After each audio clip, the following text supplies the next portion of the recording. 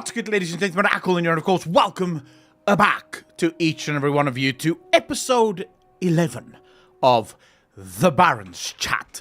How you guys doing? Welcome back. Happy Friday to each and every one of you. And also, may I just say, Johnny, what a message to come to the table with. I literally just got back making coffee. I arrive to a message of a boy getting his testicles ripped off by a trampoline spring. Thank you for that. I really appreciate that. That was really nice. Really put me in the mood for some World of Warcraft chat, you know?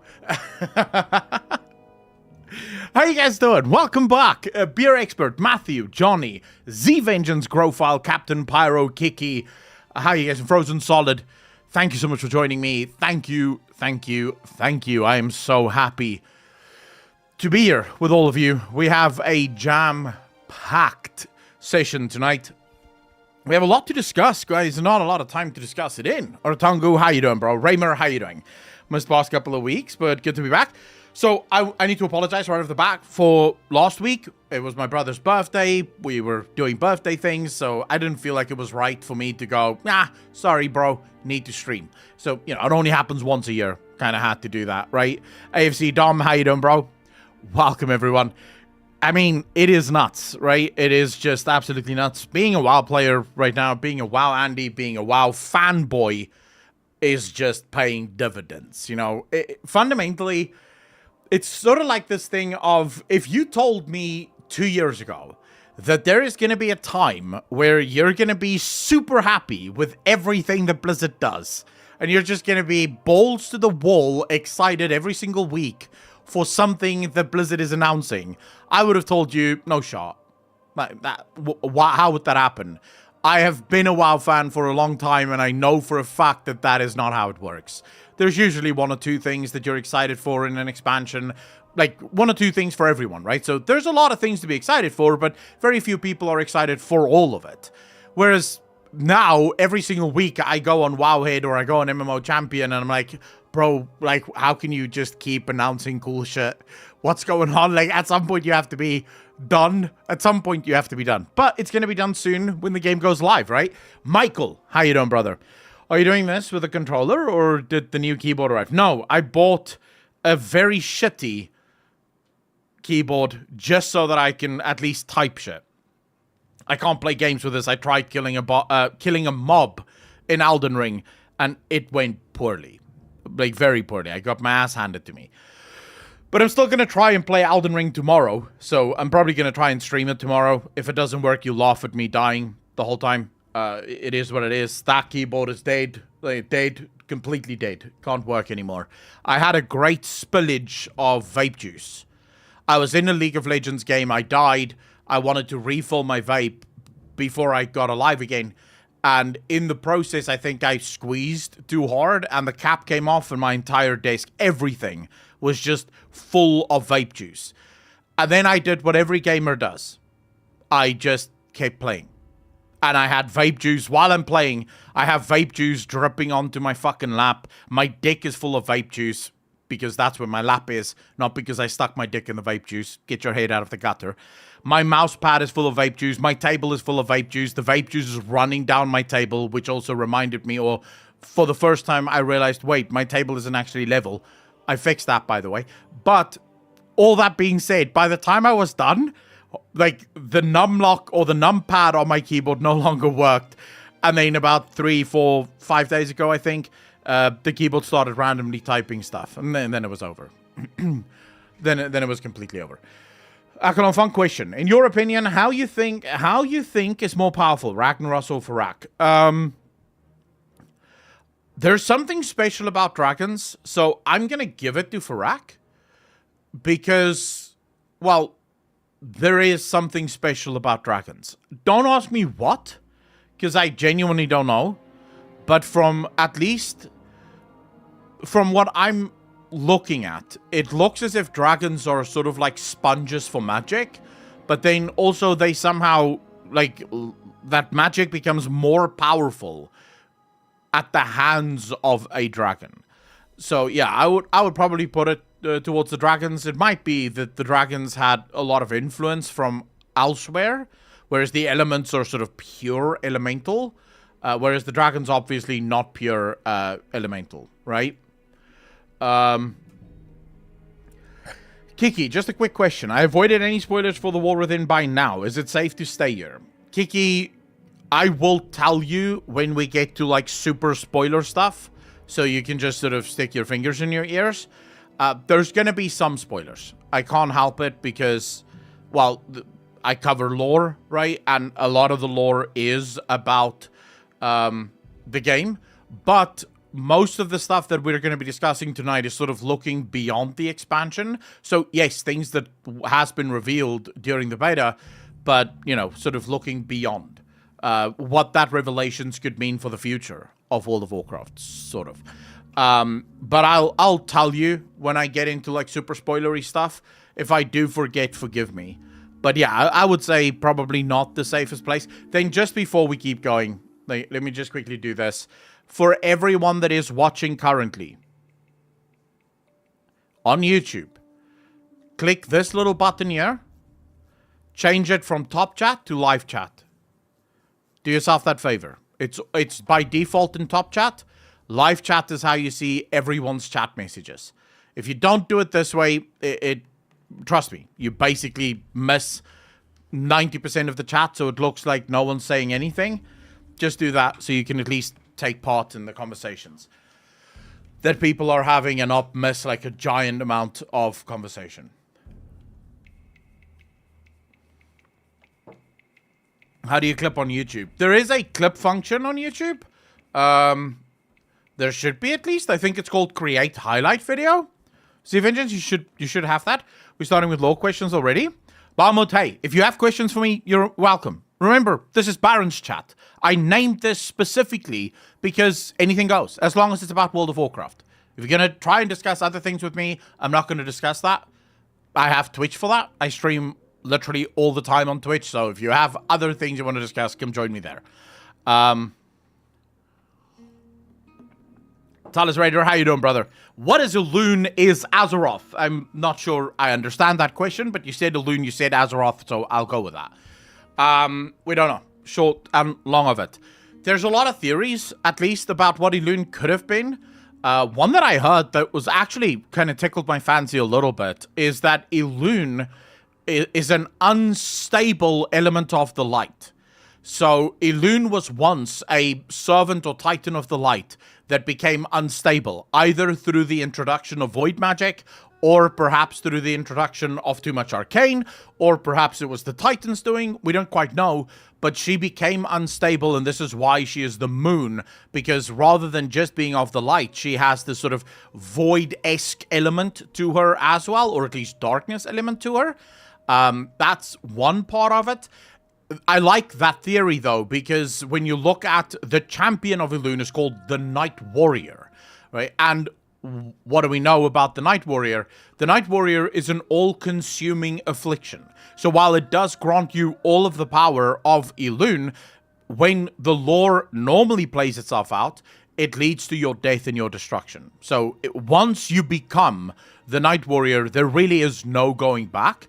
From that point onwards, you're going to keep growing in power, and you're going to become, as the game suggests, the Vengeance of Elune, which suggests that Elune is also very, very angry. So if we're sort of going to go and use inference theory, because that's all we can do with Elune, we have to look at the Night Warrior as being a sort of window into the type of being that Elune may be. This immediately suggests to us that Elune isn't just a good goddess, right? Elune isn't just sort of the collection of all things good. The fact that the Night Warrior is the literal vengeance of Elune suggests that there is a form of instability within Elune, an almost all-consuming sort of hunger within Elune that mere mortals are not capable of withstanding. It is definitely related to both light and dark. Barrels, yes. From at least the fact that it's the moon. So if we look at, and Blizzard loves doing this, right? They love using imagery and also sort of playing off of things. The moon cannot shine without the light. It needs the sun. The sun literally reflects off of the moon. But the moon itself is also associated with darkness. That is why, in my mind, Elune is that balancing act. And it's important to note, when you take beings that we would consider to be pure beings of light, the Naru, for example, the Naru have this innate ability to go from light to void, right? So this suggests that the Titans at their origin, so explanation time here, the Titans did not create the galaxy, nor were they present at the creation of the galaxy. What we read in the Chronicles is the Titans' best attempt at explaining what they observe. So the Titans walked through the Great Beyond, and they observed a bunch of things going on. Based on these observations, the Titans made a bunch of assertions. So from their assertions, they believe the light to be one cosmic force, and the light was the first cosmic force. How they got there, we wouldn't know. It may have something to do with their Zeroth realm. As we know, there are first one writings in the Zeroth realms. So it might be that the Titans in the Zeroth realms, the first one spoke about the light being the first thing. But they claim that the light is the first, and then the void was never actually explained where the void comes from, but the void and the light were the first two forces, and sort of everything else came from these forces. But that's not canonical.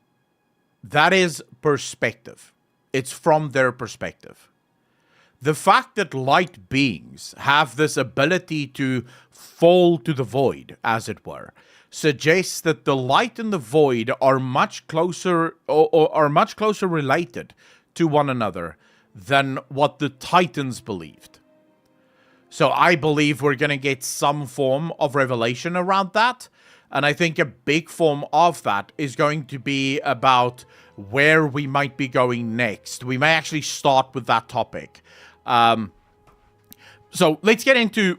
it's a natural flow. So I want to talk about this. There's been data mines, and this might be a spoiler for some people. So if you don't want spoilers, now would be the time to mute the stream. Because, yes, there's been data mines. I don't think it's a spoiler, because those data mines doesn't have anything to do with the current patch or even the patch 11.0. It is accidental items that were left in the patch but has no bearing on this patch. These items are not going to be available in this patch. So this might actually change. It might be Blizzard who left it there on purpose. Blizzard likes doing that, by the way, leaving stuff in there just to sort of get the community up and ready.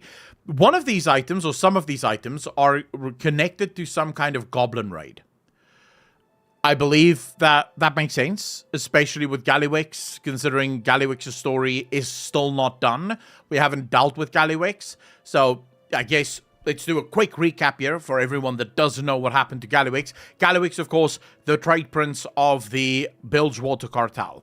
The Bilgewater Cartel, those are the goblins that joined us. Gallywix, a pretty bad guy. If you read the Goblin short story, you would know Gallywix was, well, he basically didn't care about anyone. Bobby Kotick.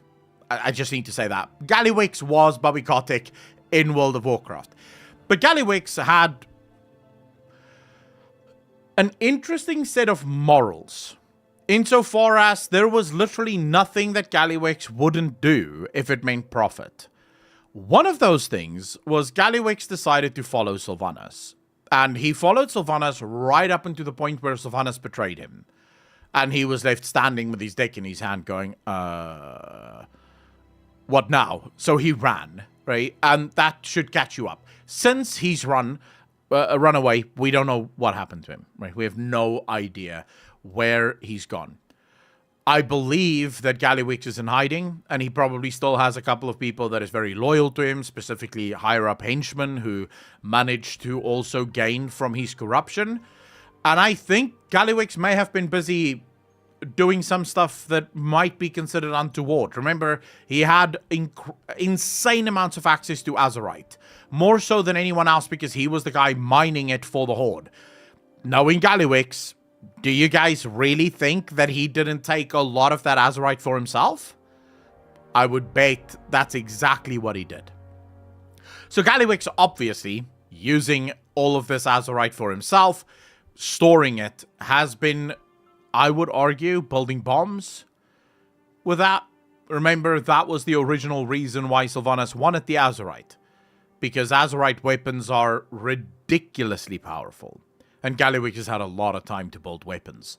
So I think we're going to get some kind of crazy Gallywix story in 11.1, where we should finally deal with him. But then there's another item. And this is actually the item that I think is more interesting than the Gallywix item. And these are items related to some kind of ethereal raid. Now, the ethereals. We should do some backstory here. The ethereals that we know today are not the original race that the ethereals hail from. There is a very close connection between the ethereals and the brokers, at least in the way they look, although I don't believe that the game ever draws a clear similarity between the two. But the way they look suggests that they may have come from the same place. Their home planet is called Koresh. So, what do we know about the ethereals as a race? As it turns out, very, very little. The ethereals, none of them, wishes to speak about what actually happened to their planet, or the kind of people that they were before their planet came or ceased to exist.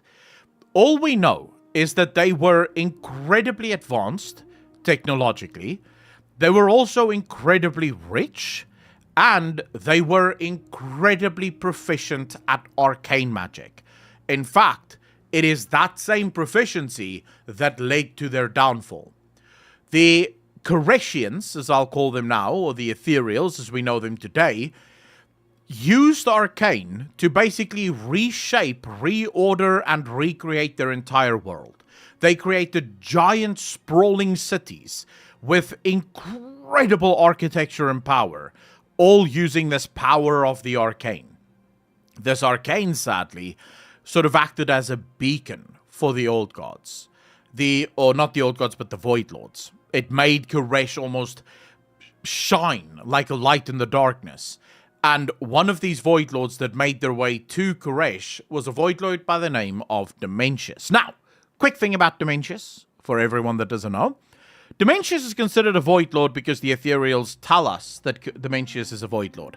And we have seen Dementius as a Void Lord.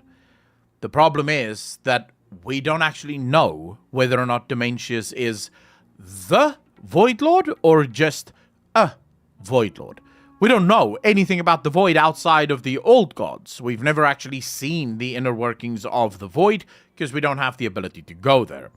I personally believe, from my own reading of the story and how I would want it to be, I think Dementius is a world eater of sorts. I think Dementius is one of the forward generals that is sent to worlds that the Void wish to absorb into themselves. And I don't believe... Should I say this now or should I wait? Let's wait a little. I'll tell you in a second. So Koresh gets attacked by Dementius. How does Dementius attack Koresh? It absorbs it. Bit by bit, piece by piece, it literally feeds off of the matter of the planet until there is nothing left of that planet. So how do the ethereals save themselves? Quite simple. They use the arcane to build giant shields around their cities. These shields would then feed Dementius, and it would keep them safe. The problem is that these shields that they built around their cities started to literally absorb their own flesh. They started to be eaten by the shields that they had created to keep them safe. This is the amount of power that Dementius had in the absorption of power, so the arcane started to eat their own flesh. This is why when you see ethereals now, they have these bindings. The bindings are meant to keep them intact, because all you see with an ethereal is the soul of the being. Their flesh has already been destroyed. So we don't actually know what they look like. We only know this new version of them. That is all we know. And most ethereals won't even admit that. They won't even tell you that that is what happened. But that is as far as we know what happened to them. I'll ask chat. Do you guys think... What do you think happened to Koresh? Do you actually believe that Dimensius just consumed it all in order? Because this was the theory back in the day. Void Lords, because they are outside of creation and sort of like antimatter, in order to be in our universe, they need a massive amount of energy in order to sustain themselves. Do you think that's all that happened to Koresh?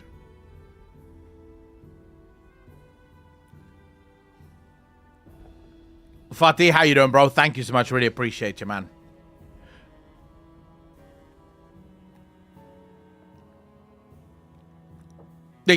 Let me rephrase. No, I can't rephrase, because then I'm giving away what I want to say. What happened to Koresh? Just a manifesting. He had to feed on Koresh, like Galatas. Okay. I think Xalatath was like the Rajara, and she brought the Void Lord. Okay, that's fair. I have a different theory. I have a very, very different theory. Still around, but broken right, much like Arcus. So Bahamut, no.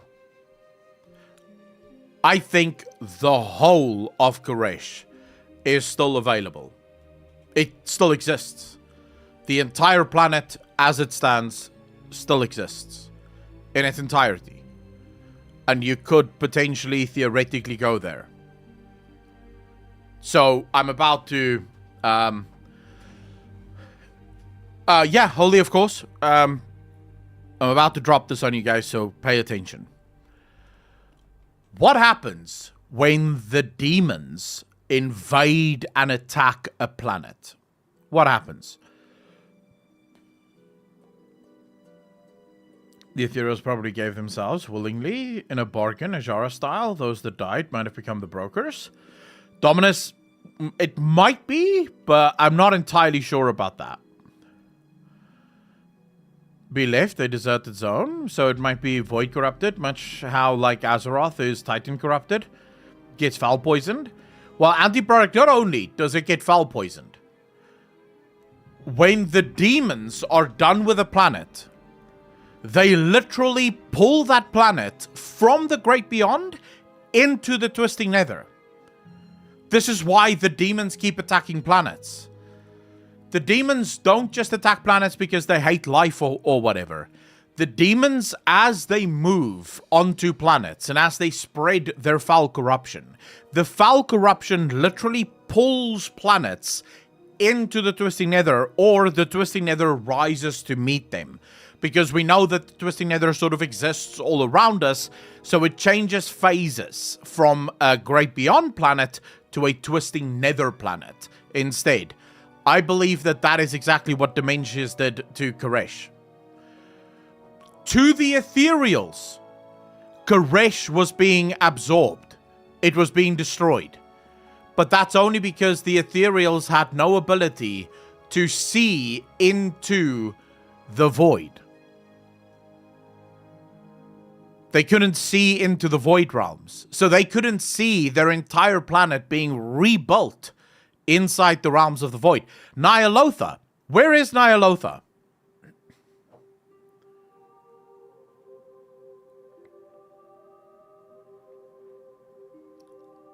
Where is Nyalotha?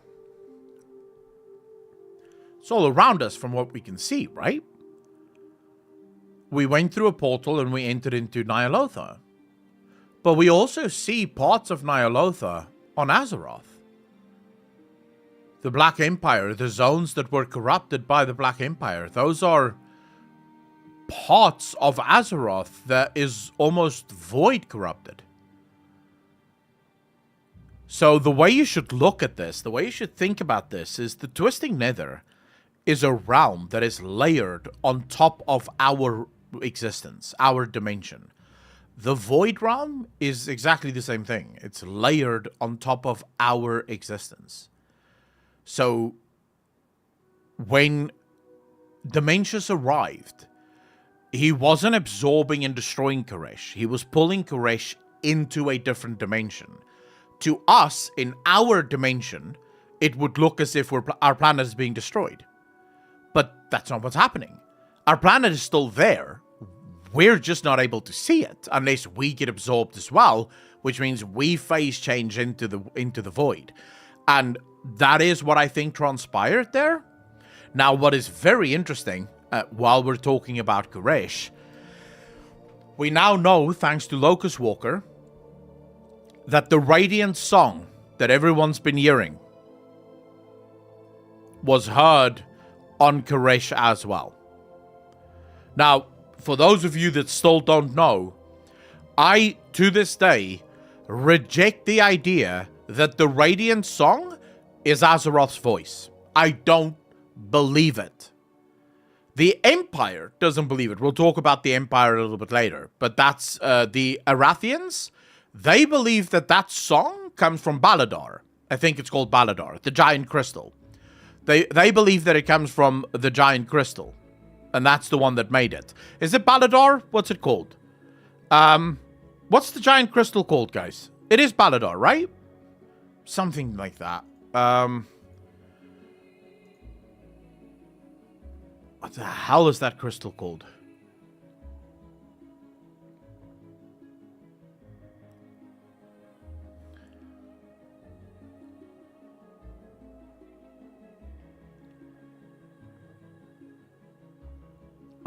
Sorry, I'm just checking to see if I can find the name of that crystal. I think the crystal is called Baladar. Sorry, guys, I don't have access to the beta, so I've not been able to play it. If I've played it, I would have remembered this already. It is Baladar, right, Goodzo? Yeah, I think it's Baladar. I'm reliant, like you guys, on just getting what bits and pieces of lore, Wowhead and MMO Champions throw out there, because I don't have access to the beta, and I refuse to pre-order games. I don't pre-order games on principle, so yeah, I will not have access to it. But alright, so Baladar, the crystal. The Arathians believe that the crystal is the one doing the song. That's why they chased the song, because their emperor kept getting these visions from the crystal Baladar, so they believe it comes from there. Locust Walker says that those exact same, the Radiant song that Illyria keeps referring to, that everyone else sees as a voice of hope, but to her, it's a voice of despair. Locust Walker says that that exact same vision or voice or song was heard on Koresh before Dementius arrived. So I still reject the idea that it came from Azeroth. I don't believe it. And I know a lot of people will say, oh, but the cinematics say Azeroth did it. Yeah, if you're a developer and you want to hide certain parts of the lore, why not just go with the obvious one that players are going to jump to? Because, well, that's obvious, right? Everyone's going to think it's Azeroth. And you want people to think for now that this is Azeroth. So I genuinely don't believe that it is Azeroth. I believe that it is that crystal and whatever is inside that crystal. Because if the Radiant song on Koresh is the same one as is heard on Azeroth, then none of this makes sense. Koresh has never been said to have a Titan or house a Titan of any kind. So why would that song be there? And then more importantly, why would the song be exactly the same as the one of Azeroth? These are two separate Titans. Why would they have the same song? And moments before Dementius arrives. No. They have the same crystal. That crystal is some form of light incursion. And I think the light leaves those crystals all over the Great Beyond as a way to invade planets and to capture those planets for the light when the need arrives, right? I think that's what those crystals are. They're invasionary forces, perhaps giant robots that are meant to pop out and eventually conquer a planet when they see the time is right or whatever. I don't trust the light, just FYI. But we'll get into more of that a little bit later. But right, so Koresh absorbed into the realms of the void, but we are going to go there. At least that's what it looks like. Because there is an item that is called the Ethereal Raid. So we're going to have a raid about the Ethereals. And to me, this makes perfect sense. In 11.1, going to Koresh, it fits perfectly. If we want to know how to stop a Void Lord from arriving on Azeroth, we need to go where a Void Lord has already been. We need to go see what a Void Lord actually does to a planet. It might be that we actually go into the realms of the Void for the first time ever in order to go see what the Void is like, to learn what the Void is like. And that might be a precursor to the Midnight expansion, which we already know takes place in Quel'Thalas. But no one is to say that it is the Quel'Thalas of our dimension, right? It doesn't have to be. What you're not okay with is you're all being Lightforged Hitler? No, of course not. Use the sound well as portal. Let's go. Now you believe as I do. Welcome, brother. Nice, Talus. Cosmic Bow, the Titans wouldn't want us knowing they ripped Azeroth out of another planet. Crystals enhances the voices. That's their chemical purpose. Someone might be directing that sound into it. That is possible. That is absolutely possible.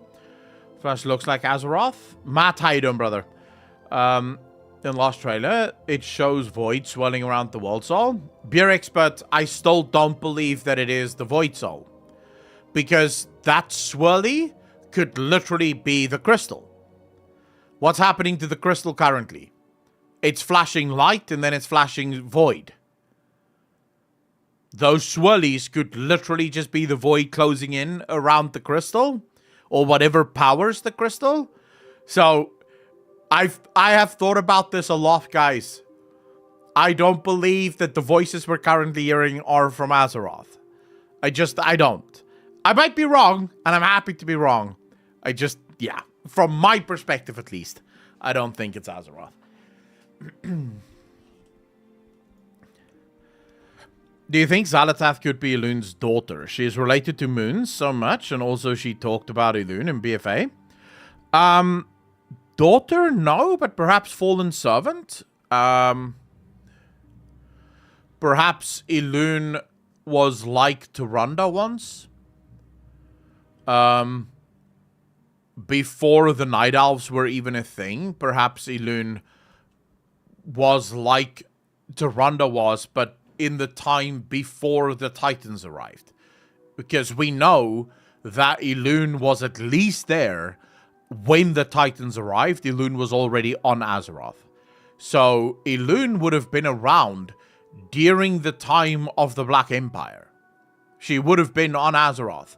There is no evidence anywhere in any of the resources that we have that Elun fought the Old Gods. There is every chance that Elun is in some massive way related to Old Gods, right? Or at least to the Void. In some giant way, she is related to the Void.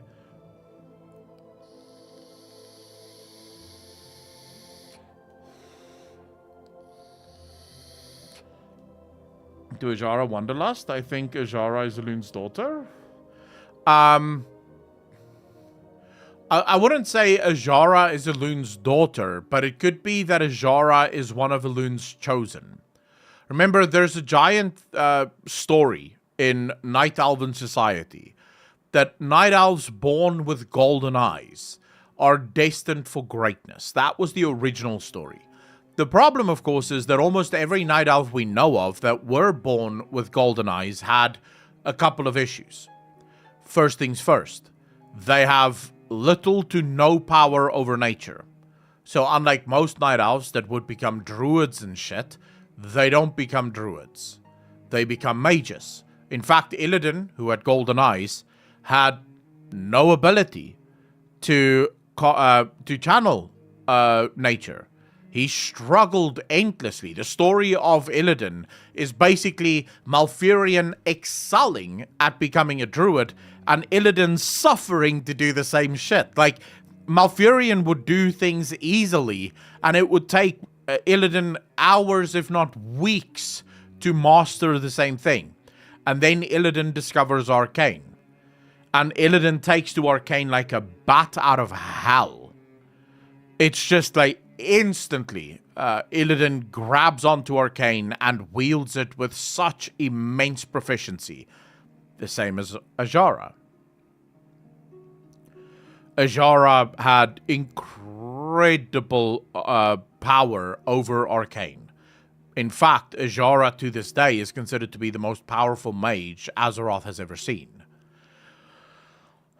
I'm still holding on to my own hate canon about Xal'atath. The Elune markings, obsession with Elune, and the bandages wrapped around her form can't be coincidence. I still think she was an ethereal.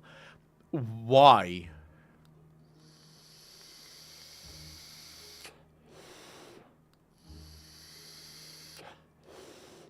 No, I don't think the blue child is Azshara, Michael. I don't think so. I think Azshara may have been chosen by Elune. I think all of the Night Elves that are born with golden eyes are chosen by Elune specifically for purpose, right? So they have very specific purposes. And when you think about Illidan, for example, and Illidan's journey, he had a purpose. He had a reason for existing.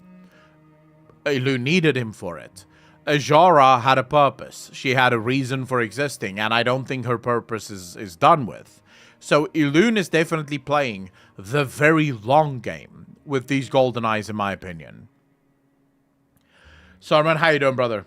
Egwin and Shambles, Sorcerer, they are born with innate connection to magic. Mages have potential, but have to learn to use it. Sorcerers expand on it. Zal also called Elune a great enemy. Did she call her a great enemy? She called her a upstart goddess, but I can't remember that she called her a great enemy. When did she say that?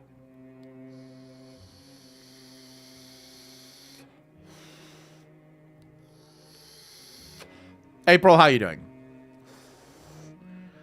Because Xal'atath says, the soul so long denied to me. Wait, also, this is not the first time Xal'atath has gone for Azeroth, World Soul, judging by the cinematic words. Oh yeah, holy, no, you're not wrong. You are not wrong at all.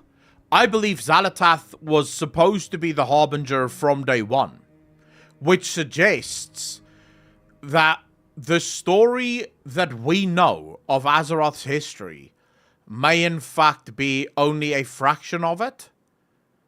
Because remember, okay, so when we talk about Xal'atath, there's a couple of very interesting things.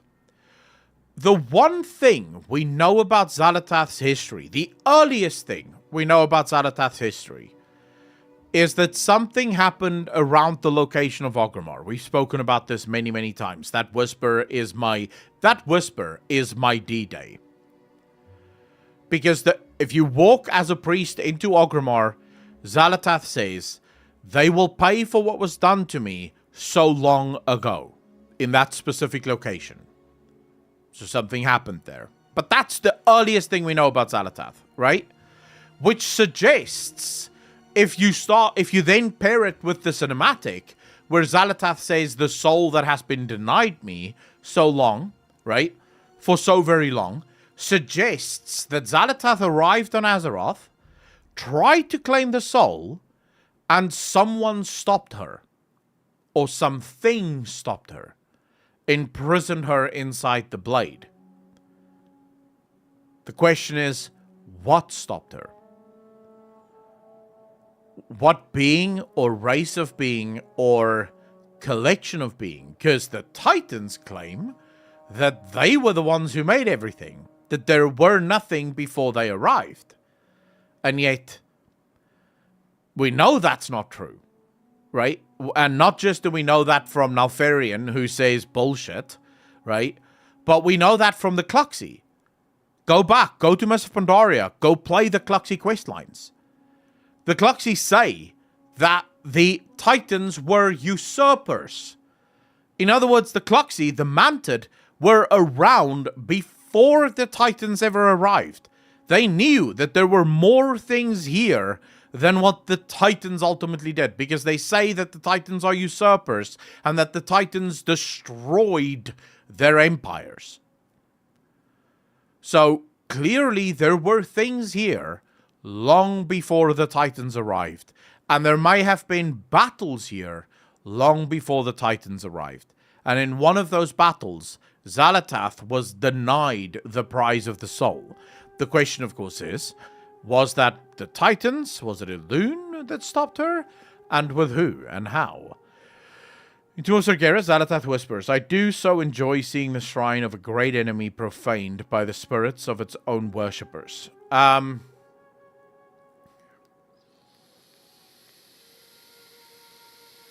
You are right, actually.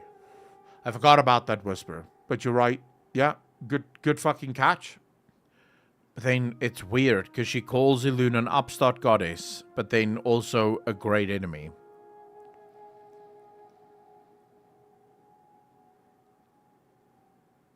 It might very well be that Elune wasn't always a goddess. That Elune was once something completely different.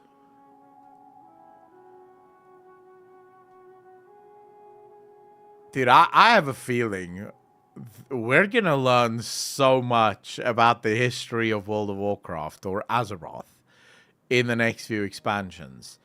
And it is going to warp and change everything we thought we knew about Azeroth. Because it is entirely possible that Elune is actually a part of a race of beings that existed on Azeroth long before even the old gods arrived, and that they lost the battle against the old gods, and this is why Elune is something greater now, right?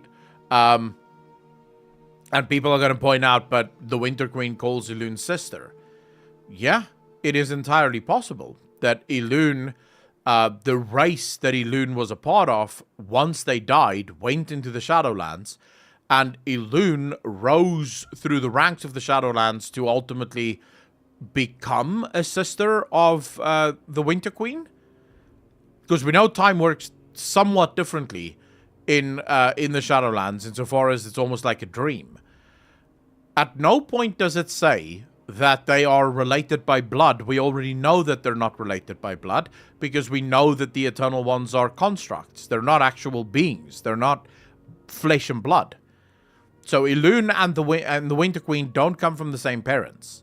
But Elune could have become powerful inside the Shadowlands and then made her way back to Azeroth because she has to finish the work that she had once started, right? Her race got defeated by the old gods once before, and now she's back, more powerful than ever before, but with a vengeance, because she remembers how to defeat this. Or at least she knows how to defeat this. Yeah, dude, that's what's so exciting, seeing how they flesh out all this story. Who is Elune really? Who really is Zalatath? What's the story of Azeroth's World Soul? All the new underground races, etc. Oh, the Grey. Yeah. Dude, I have so many questions. There are so many things. Same music in both trailers, Akko. Holy, yeah. What do you mean when you say that? Like, what's your interpretation of that, Holy?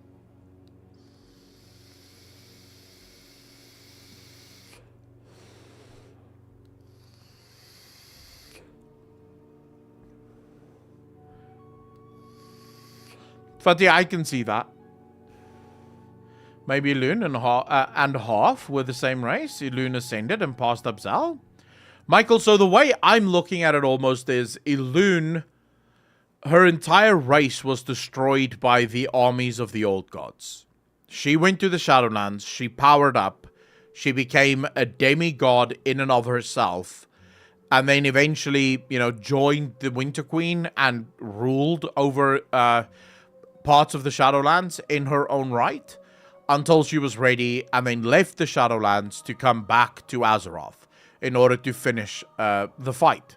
She had to wait, of course. She had to wait a long time. She had to wait for a race like the Night Elves, a race that she could claim for her own. This might be why Elune both refers to, or Zalatath refers to her as both an upstart goddess, but also a great enemy. Because Elune was once a great enemy of the Void. But now that Elune has died and has returned, Elune is now considered to be an upstart goddess. Because before, Elune had no servants, she had no followers. Now she does. The Night Elves, they follow Elune pretty closely, right?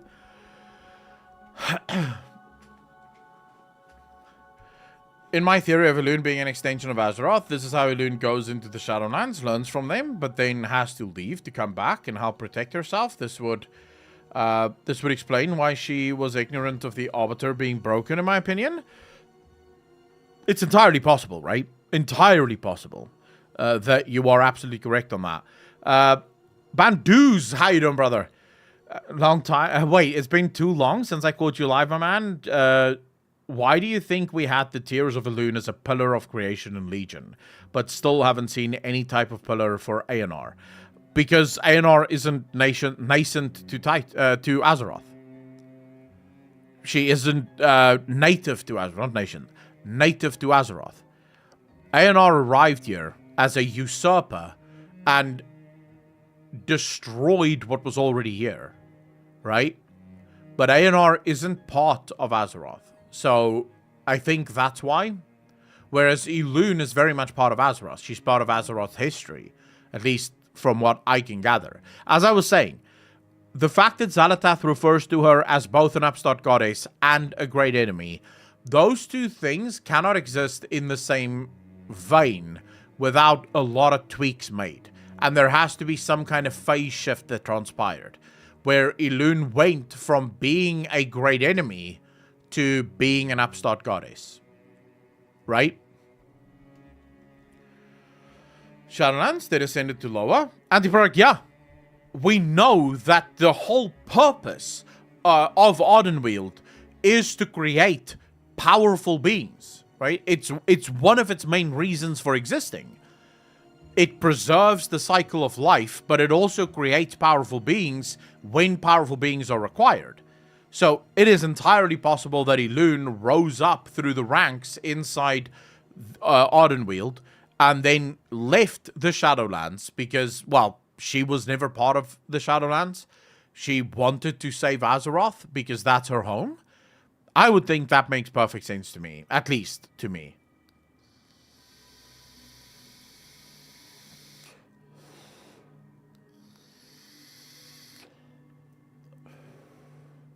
Scenarios. Other information suggests she is related to the moon. She is also related to life and void.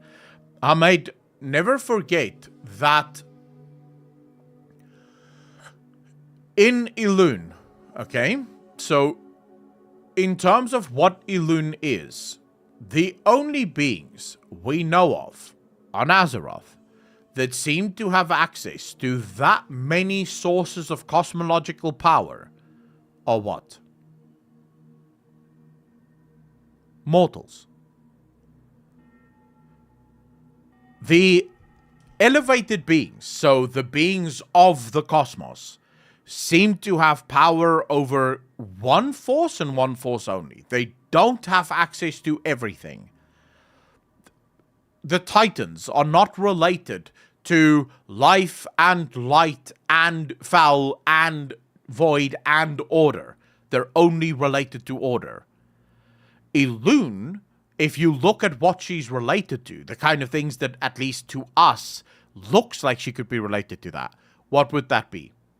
That would be light, definitely light, and definitely void, or darkness at least, at the very least darkness, if not void.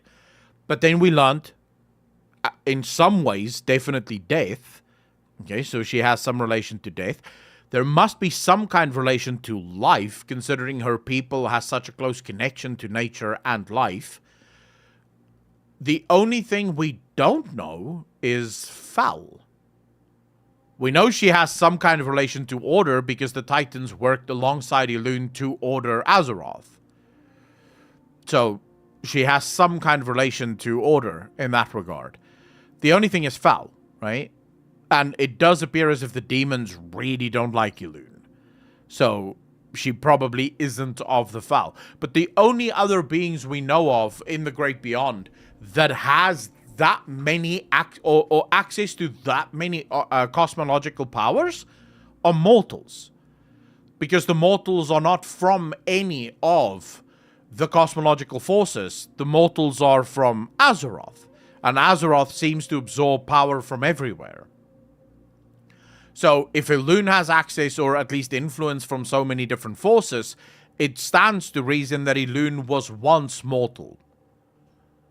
Or at least when I say mortal here, I'm more talking flesh and blood rather than mortal as in mortal can die. The same way that we would say that the Night Elves are mortal even though they technically are not mortal. Because they do live forever, right? At least for a very long time. We don't actually know how old they need to be before they die. But yeah, so they are flesh and blood, which suggests that she must have been flesh and blood at some point. The wind shines brightest in the dark. Elune loves Aenar, allegedly. Xalatath is obsessed with Elune, like a scorned ex who won't move on. Elune and Zal used to be roommates. I've cracked the code. Are you shipping Elune and Xalatath? I'm so glad Blizzard is trying to clean up some of the cosmology stuff with the Arathi books in Hallowfall. Oh, Michael, yes. I think there was... I mean, we've spoken about this so many times that some of the old-time viewers might actually be tired of me saying this. But Shadowlands did a lot of damage to the cosmological lore. Because in some ways it almost felt like a rush to try and end certain cosmological stories. It almost felt like they were in a rush to end this whole Arthur's arc. Right, so that they could move on to better and bigger and better things. But in so doing, a lot of the established lore of World of Warcraft very much broke down. And now it seems like Blizzard is almost sort of trying to reverse that in the most Chris Metzen way ever, which is just do it through world building. A couple of books in-game, a couple of voice lines in-game, and allow the player base to make their own connections based on what you put there. So instead of trying to explain word for word, moment for moment, you know, take the player by the hand and say, come little kid, let me show you all of the things you need to know, Chris Metzen is sort of going, how about I give you one sentence that will blow your fucking mind and then watch you for months sort of obsess over this one sentence.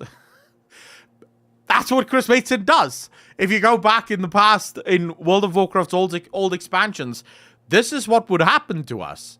We would get absolutely stun-locked on a single sentence. Xalatath is a great example of this, right? The Xalatath Whispers. Back when Danuzer still had influence from Chris Metzen himself, those Xalatath Whispers, one whisper would inspire 20 videos.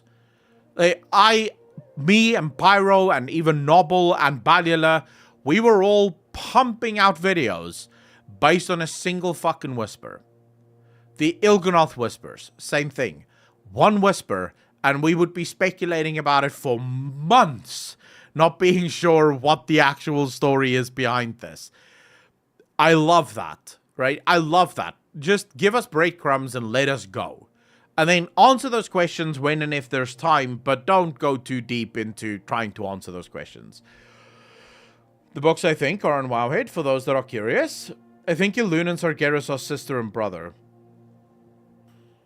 I don't know about that. What makes you think that?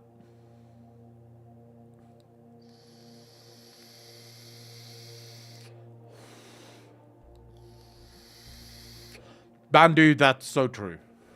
The Whispers were really one of the greatest things ever added to World of Warcraft. Because here we are, what? It's almost 4 expansions later, and we're still talking about those Whispers. We still haven't stopped talking about the Whispers. Do you know how many massive cinematics and massive giant story moments in World of Warcraft has not survived that long? Most of them. About 90% of all the big moments in expansions, once they're over, they're over. You know, they were cool at the time, but once they're done, they're done. Whispers, one whisper, and we're still talking about it, what, almost 8 years later? We're still going, oh, but it could actually mean this. You know, let's take a silly whisper that all of us immediately understood. Like, this whisper wasn't even a thing of, oh, who could she be talking about? It was a whisper, we knew what this whisper meant. The King of Diamonds have been made a pawn. We know who the King of Diamonds are, right? We know who it is. It's Magni. That's not fucking hard. He's the only one made of diamonds. So clearly, and he was a king. So clearly, King of Diamonds. That makes sense. But just that. And we're still stun-locked about that whisper because we don't know what it means when she says has been made a pawn. That bit is like, well, that could mean anything, right? That could be anything.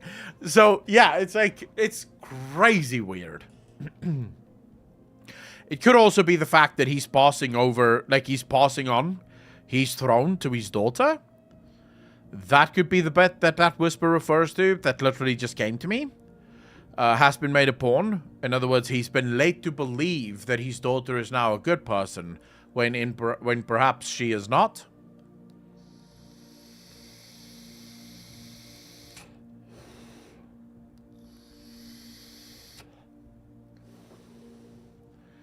Nemusha or Sargeras and Elune. Matt, I know Pyromonster has a theory about that, and me and Pyro have spoken about it. Pyro's logic on that is incredibly strong, and I do believe from a logical perspective, yes, that makes a lot of sense, right?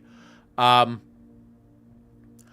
problem is just with Sargeras never actually having set foot on Azeroth.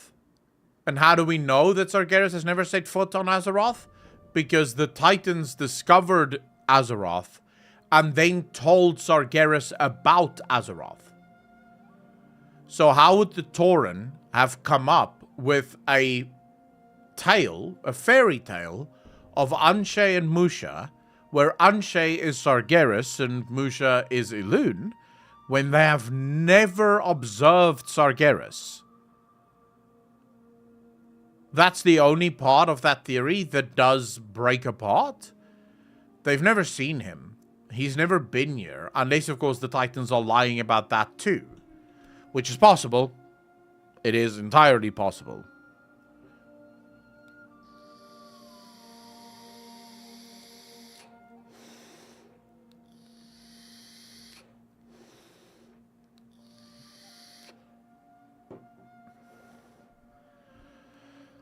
The pawn, he was manipulated. New theory is since Magni isn't getting the song like everyone else, he was manipulated by the old gods. Oh yeah, Michael, I'm pretty sure I was the one who originated that theory because it's obvious, right?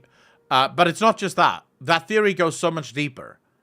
It's not just the fact that he's not currently hearing the whispers, therefore clearly he was manipulated. Because in my theory of what the new song is, it's not Azeroth in the first place, so the speaker of Azeroth wouldn't get that voice, right? Wouldn't get that voice because the voice isn't from him.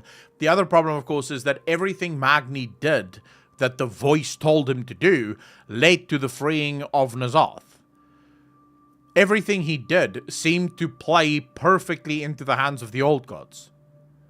So, why would Azeroth do that? Why would Azeroth tell Magni to tell us to do a bunch of shit when everything we do plays perfectly into the hands of the old gods? You know, like, that part never made sense to me. And to the freeing of Xal'atath, it's like a whole thing. You know, all of these whispers leads to basically where we are now. All of the things that Magni saw leads to this expansion, the War Within, and all of the events that transpired as a result of that.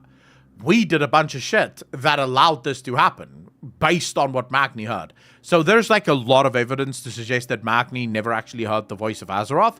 Either that, or we have the extreme displeasure of living on a planet that is housing a moron. It's one of those two options. Either Magni never heard the voice of Azeroth, or Azeroth is a moron. Too stupid to know what the hell she's doing. She's just telling Magni to do stuff, and all of it seems to backfire the whole time. She's literally the coyote in the Roadrunner cartoon. She just keeps laying these traps, and every single trap just works out for the Void and for all of the powers. And I don't think Azeroth is an idiot. I think actually Azeroth is incredibly powerful, but I don't think she's speaking to Magni. It'll be hilarious. Or she's a prankster. She's just doing it for funsies, to watch us run around and save her, right? So yeah, it could be any of those, obviously. I think we the players are the Coyote. That's also possible. ANR is a sus Titan. She could be Loon. Dude, name a Titan that isn't sus. I'll wait. They are all mega sus, bro. Every last one of them. I'm not a huge fan of the Titans, as you guys know. I'm not a huge fan of the Titans. Even Sargeras would be considered sus. The problem with Sargeras is that we don't actually know whether Sargeras wants to kill us or wants to help us. We don't know. He's still mega sus because he did stick a giant fucking sword into the planet, and more importantly, as soon as he sticks that sword into the planet, Belladar, the crystal, starts changing phases, going from light to void. Sargeras has nothing to do with the Void. Sargeras is part of the Twisting Nether. He's part of the Foul. So why does the crystal start going pulsing light and void as soon as Sargeras sticks his sword into the planet? Unless, of course, you go, the Foul being a mixture of light and void is what caused it. But that doesn't explain it. If the crystal turned into a Foul crystal, that would have been one thing. But again, it doesn't do that. It just starts pulsing from light to void. I think Magni was a pawn of the Titan mother. Also, Titan helped free the old god to eventually destroy it. That is possible. It is possible that it's the Titan beings that caused it. And this actually leads into another discussion that I wanted to have.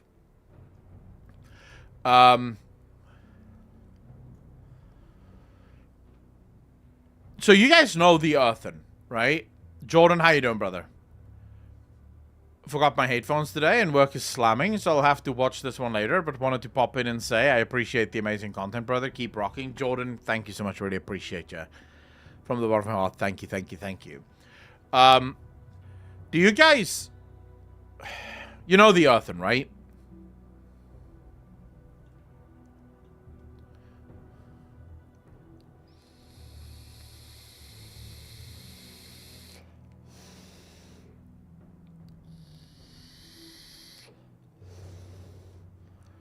They want to subdue Azeroth? That's an interesting one. Never heard of him. So the Earthen are said to be Titan creations. Why did the Titans create the constructs and the Earthen? In order to stop the void, the old gods. Why the constructs specifically? Because the constructs were immune to corruption by the old gods. That's the whole point. The constructs cannot be corrupted because they don't have free will. They just do what they're told. And yet, here we have Earthen living inside the planet, some of which still hold true to the Titan edicts and follow the Titan edicts to a fault, to the point where when they finally do decide to go against the Titans and the Titan edicts, the Titans actually have a final solution for them. Again, I said this last time, last Barrens Chat, if you still believe the Titans are the good guys, you have to explain that. The second they try to destroy the Titan edicts, the Titans have a giant robot come out of the sea to try and kill them. So, explain that one away. But never mind that. The Earthen are not supposed to have free will. That wasn't how the Titans created their constructs. And yet these Earthen clearly do, because some of the Earthen do not follow the Titans anymore. They have broken away from the Titans and they do their own thing. But here's the biggest kicker to me. The Earthen are supposed to be completely immune to void corruption. They're not supposed to be corruptible. And yet, there are dungeons inside the Shadowlands with void corrupted earthen. How?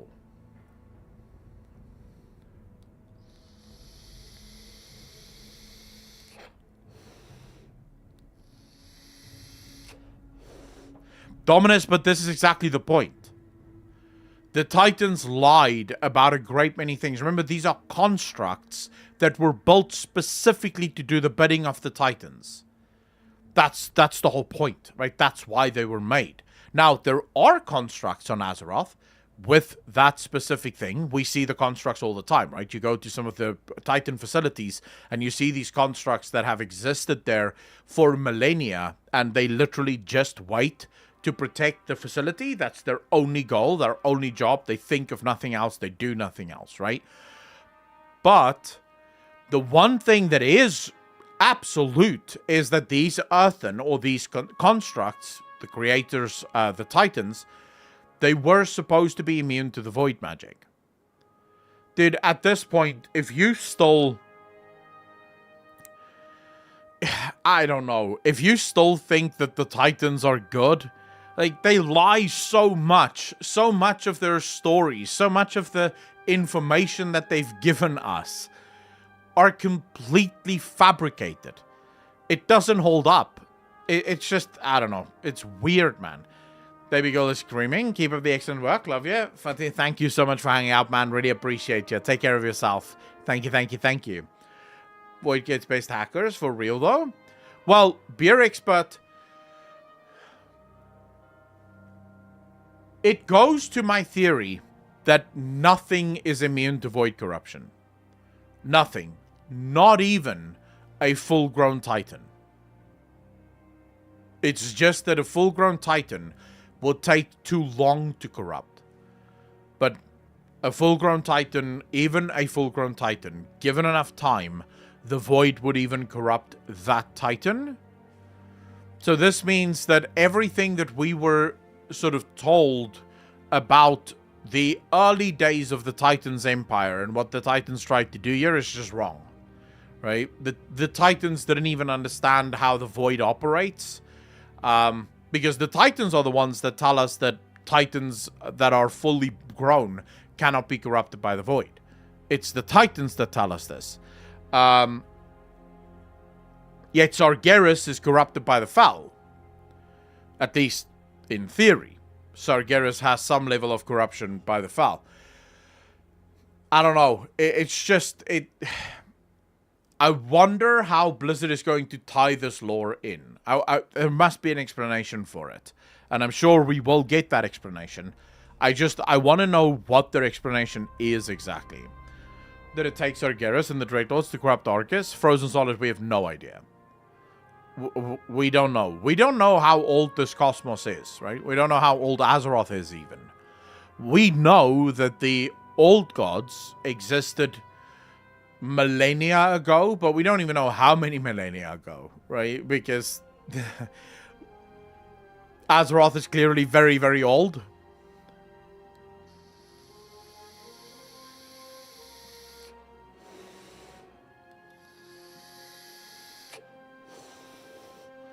Corrupted themselves. Dominus, yeah, but if a Watcher is corrupt, that also puts a giant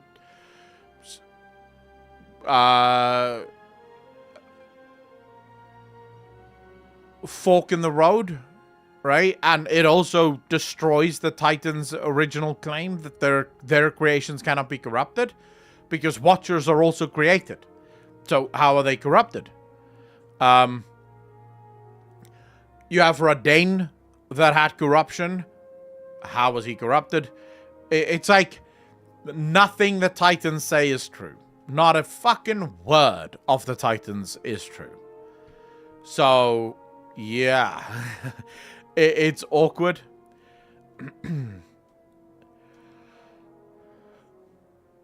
Sargeras is not corrupted by Foul. No green on him, but misinformed by the demons.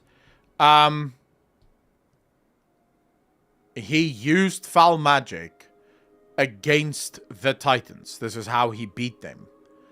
In order to use foul magic, there must at least exist some corruption. Warlocks are corrupted by the foul. They don't have any foul on them, but they are corrupted by the foul. The only ones that we know of that are completely corrupted by the foul, because you can see it on them, are the demon hunters, right? But that's because they've accepted way too much foul into them. But, I mean, in terms of corrupted, you need to have some level of foul corruption in order to use the foul. So, how does he gain access to that? Where does that power come from? They claim their creation's infallible, and yet they have fail-safes in case their creations turn against them. Which means that their creations aren't infallible, and they knew that their creations aren't infallible, right?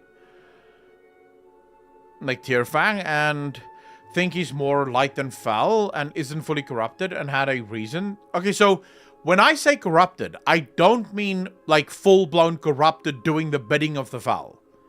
That's not, like, there are variations of it. Corruption isn't just 100% corrupted, bam, you're now a puppet of the foul.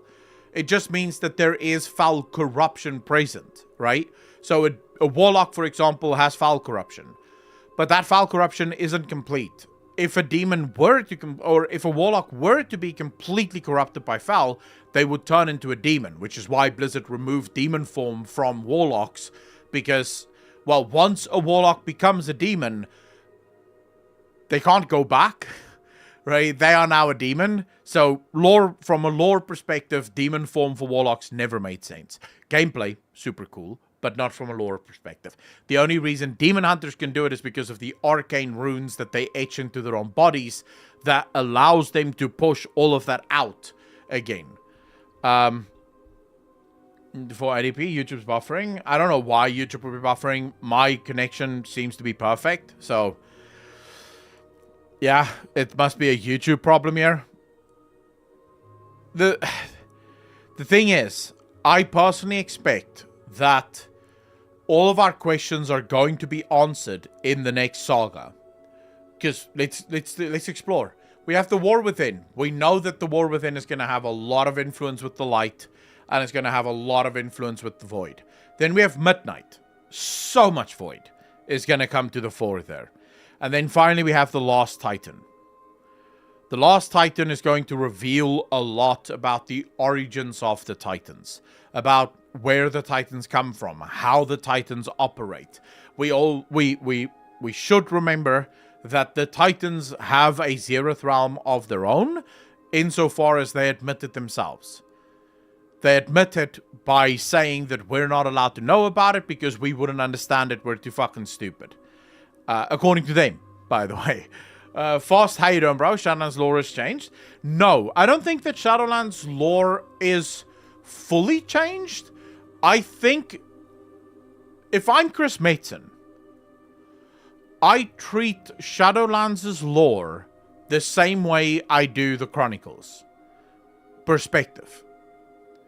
What we got in the Shadowlands was a perspective of the story. It wasn't the actual story. If I'm reading Blizzard correctly, it looks like Blizzard is just ignoring Shadowlands for the most part.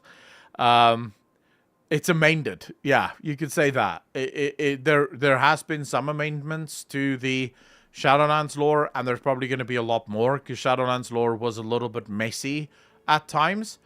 But it looks like Blizzard is, for the most part, ignoring Shadowlands. Especially Chris Mason seems to go, nope, let's just let's just ignore that this ever happened. So I think in time, the Shadowlands lore will probably end up changing a lot from what it used to be. And I'm sad to say this because I know this is going to trigger a lot of people. But some of the lore in Shadowlands is probably going to require hardcore retcon. Because some of the lore you can just pretend was sort of like whatever, right? It was a point of view. No one gives a shit.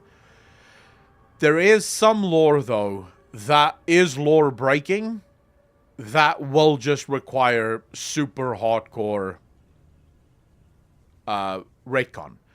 Helia, for example, and Helia's death, according to the official lore, Helia died inside the Shadowlands. Dying inside the Shadowlands means death permanently. I'm pretty sure Blizzard would want to bring Helia back at some point, and they're probably going to, and that's just going to be a full-blown retcon. The Zeroth Realms is another one that might eventually get a full-blown retcon in terms of how they operate. Or it might turn out that not all Zeroth Realms operate the same way, which would again be a retcon, but a softer retcon at that point. But there's probably going to be some hardcore retcons during your streams, man. Cheers for this. Sermon, it is my absolute pleasure. Thanks so much for hanging out. I really appreciate it. And if you want to help, just hit the like button. It really does help, guys. It really does help. So if you haven't liked yet, please like. What pisses me off about Shadowlands is, on its own, there is such great lore in Shadowlands, but they didn't tell it great, and it didn't connect with the rest hardly at all. Talos Red Star, truth, right? I explain it as follows. So, it's not that the Shadowlands failed on the lore. So, the problem is that or in layman terms, we tend to use lore to really encompass a lot of things. So lore in the mind of a player is a big tent, and sort of everything is included inside lore. But that's not actually how lore works. So lore, as it exists, is world building. It's lore. So for example, if you were to ask me, Akalon, what's the lore of World of Warcraft? How would I explain the lore of World of Warcraft to you, a person that doesn't know anything about World of Warcraft? I would say, all right, you have this giant place. It's called the Great Beyond. Inside this place are planets. In these planets, some of them, there are world souls. These world souls belong to titans. This is at least according to the titans that are currently alive. They claim that that's where they're from. There are titans, there are all of these cosmological forces. The cosmological forces are all fighting for control of one of these planets called Azeroth.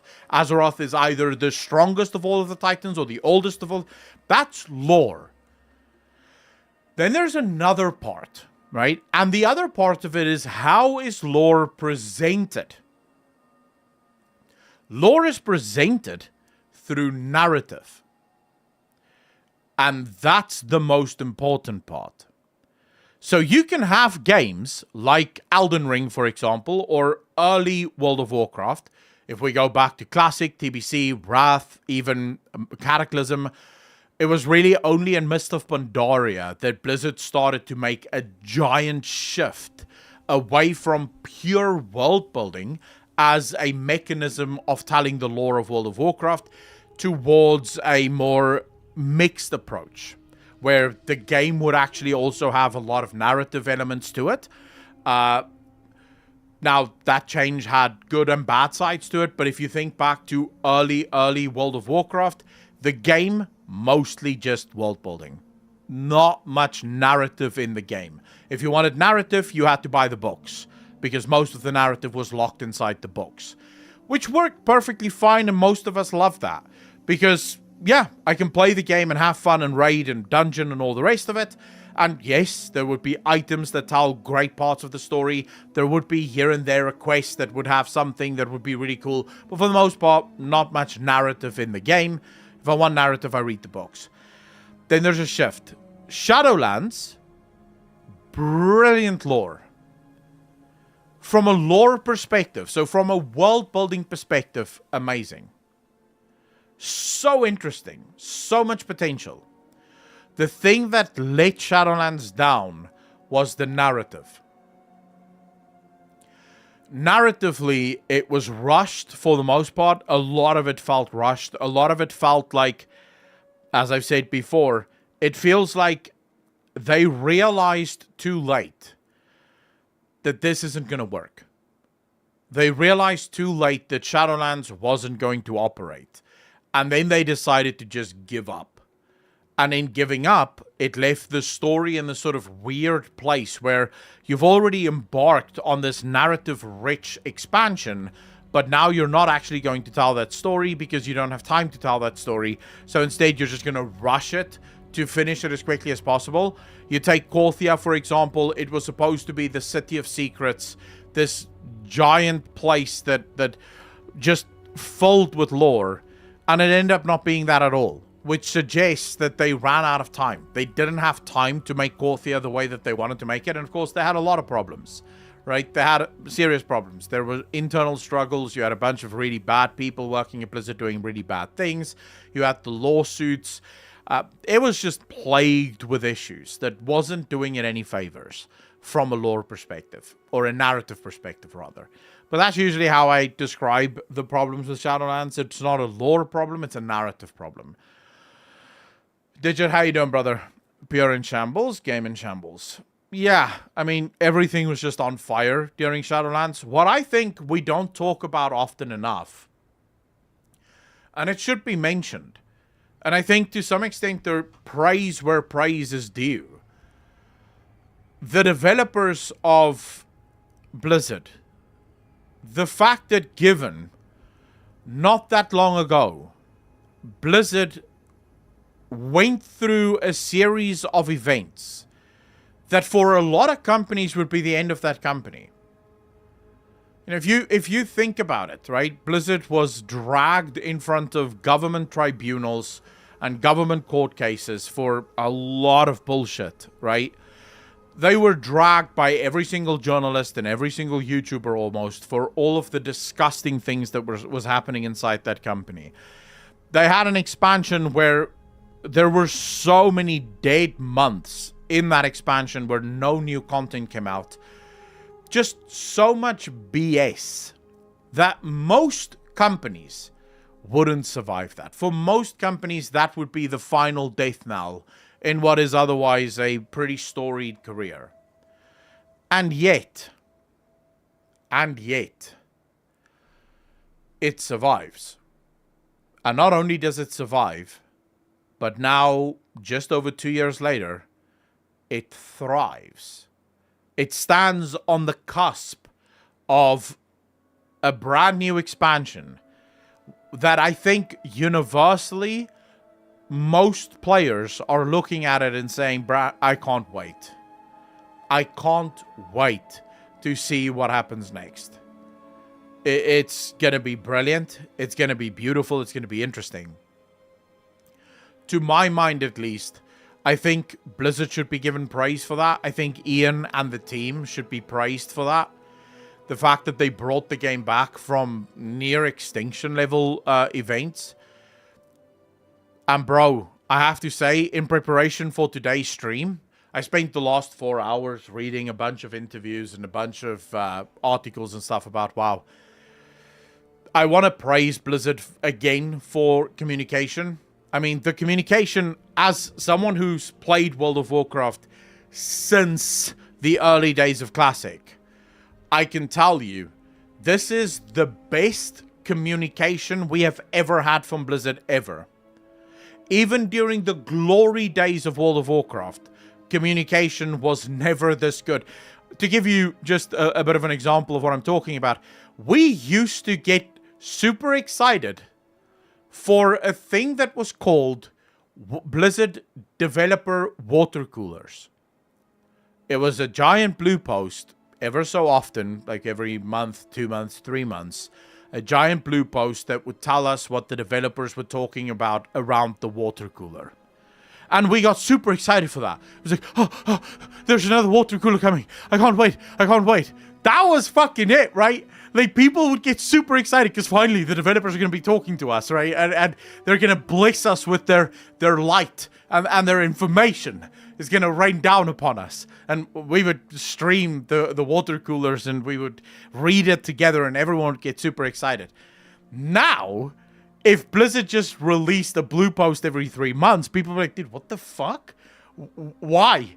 Now we get every single time the patch or the beta seems to go through some sort of massive addition. So every single time they release more about the patch and every single time they release more about the beta, they do interviews. Every single time there's an interview. And if you compare how the interviews used to look to how they look now, It is phenomenal. Dude, I remember reading interviews way back in the day with Blizzard developers where their answers would be a block like this. Quick and easy. And most of it would boil down to, we are having conversations about this internally among the team, but we have nothing to announce right now. That would usually be their answer, sort of like in a very roundabout way. They would be telling us, yeah, it could be anything, right? We can't really say anything to about this right now. So now you read those interviews and they go in depth on everything. They tell you exactly where their head is at. They tell us exactly, this is how we feel about this now. This is where we are. This is what we see from the feedback. This is what we think could work here, although we haven't decided on an exact fix yet.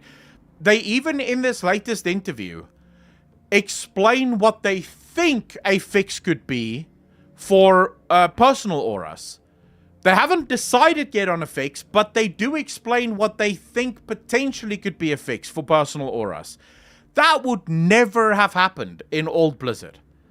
In old Blizzard, Ian's answer would have been, we're talking about it internally. We'll have more news later. I mean, that would have been it, right? That would have been it. Thanks for fucking playing. Thanks for reading the interview. Go fuck yourselves. Now it's like, oh yeah, but we think about this and then this and then this and then this and there's this, and they actually admit when they've done things wrong as well, which is brand new. That was not a thing ever. I remember watching interviews with Ian Azikostas where he was asked about Titan Forging, Reforging, where he was gaslighting the players into not believing, or into believing that Titan Forging and Reforging is the greatest thing ever. There's nothing wrong with it. It's perfect. They love it. They can't get enough of it. And most players love it and can't get enough of it. And not even 6 months later, they announced Titan Forging is going away. And it's like, bruh, you were just gaslighting us about how fucking cool it is and how everyone loves it? Like, what's going on? That's how it used to be. Now, it's like, oh yeah, we completely missed the mark on that. Again, with the personal auras thing. We completely missed the mark. We recognized, sadly a little bit too late, that on some fights, those personal auras are actually just causing more problems than what they're solving. So we're looking at making use of personal auras in a very different way. Instead of, sort of... they were talking specifically about raid-wide mechanics.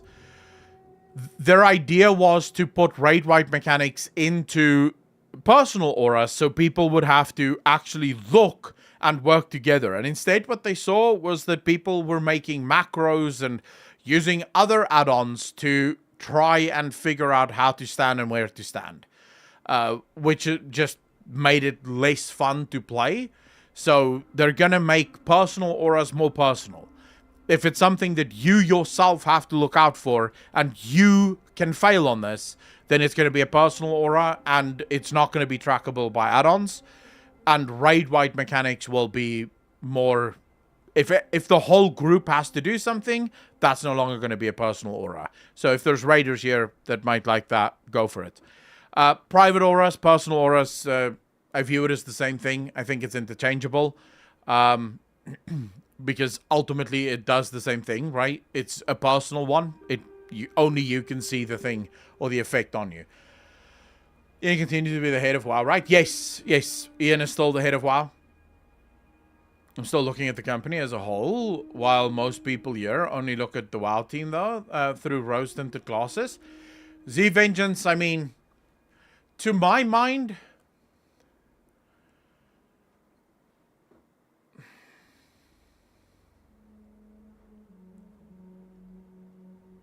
I don't care much for the company as a whole, because I do think if you look at Diablo 4, for example, they seem to finally be on the right track, right? They seem to finally have nailed what the player base wants, so Diablo 4 seems to be in a good space. WoW seems to be in a very good space. Overwatch will never be in a good space. And anyone that thinks that, if they could just do the... Overwatch is never going to be a good game. And the reason for it is Overwatch suffers from the exact same problem that that Heroes of the Storm does. It exists in a genre where people want one thing, whereas Overwatch wants a completely different thing. The reason Heroes of the Storm failed was because it focused on teamwork, making the dream work, rather than individual skill being able to carry people. The whole team levels up. It's not just you leveling up. So if you play really, really well, you can get strong enough and actually carry your team, not in Heroes of the Storm. Overwatch has similar problems. Not in terms of teamwork, that's not what I'm talking about.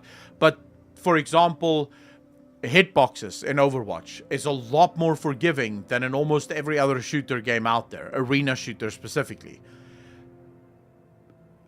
Those skills, the skill, for example, to headshot someone when the head is this small and you have to absolutely fucking nail it, that's a skill that first-person shooter players, generally speaking, really admire. Right? It's why people play first-person shooters, to get better at doing things like that. So now you have this game that sort of takes a much more casual approach to the shooting mechanics, which is instantly, well, why would I play this and not just Valorant or literally anything else, right? I could literally play anything else that would actually provide me with the exact skill set requirements that I want from a game like this. So Overwatch's biggest problem is that fundamentally it does not provide the expected player base for arena shooters with the expected tool sets that they would want to be challenged on. So I don't think it's a problem with the developers not being that good. I think it's a problem with, the game that they decided to make is just not a game that will ever be played by the majority of shooters or FPS players. Sure, I think there's a lot of people that sort of casually love playing Overwatch. And from a casual perspective, I can see that. But most of the people that I know, for example, that play Overwatch aren't even necessarily shooter players. They don't play Valorant. They don't play Counter-Strike. They don't play Call of Duty or Battlefield. They do play Overwatch from time to time. It's like, yeah, that's pretty much the audience. It's like Heroes of the Storm. Hardcore League of Legends players did not play Heroes of the Storm. They tried it out, but they very quickly made their way back to League of Legends or Dota because, well, it's not really how they want to play. It's not the expectation that they have when they go into that game. So yeah, I have pre-ordered Warcraft Chronicles 4 yesterday, and then I found out that I don't have the Volume 3 and wanted to buy it on Amazon. Now buckle up. The estimated shipping will be between November 7 and January 4. Holy shit, Kiki.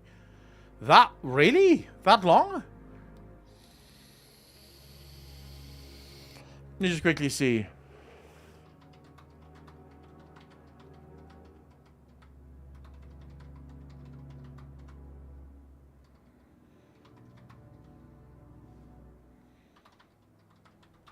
Quickly see what if it's available here. It should be. Yeah,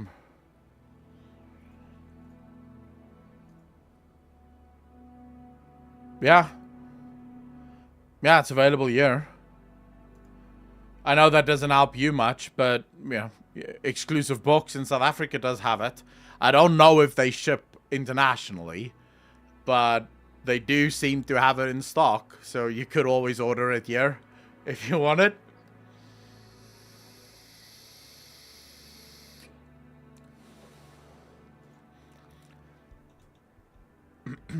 Also, I got some rare-ass legendary skin back when we had loot boxes, so that's what I'm locked into. Hey, I'm not for 1 second saying that you're wrong for playing Overwatch or even Heroes of the Storm.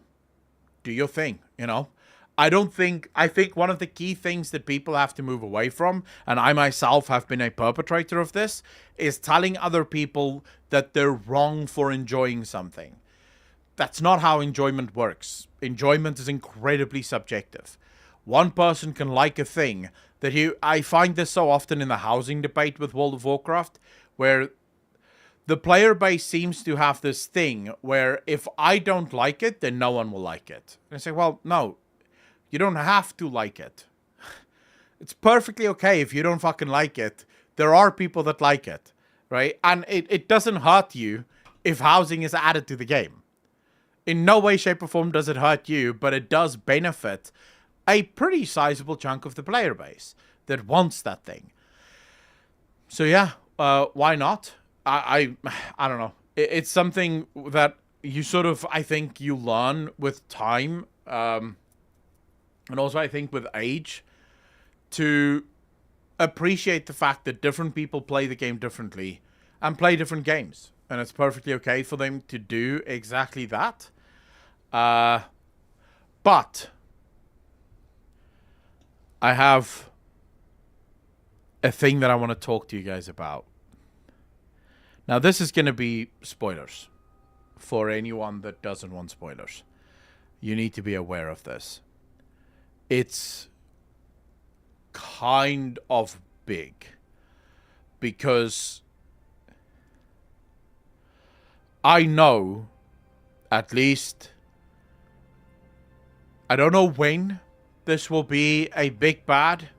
I don't know when this war will be a big war, but I know that it's coming. There is a giant war coming in World of Warcraft.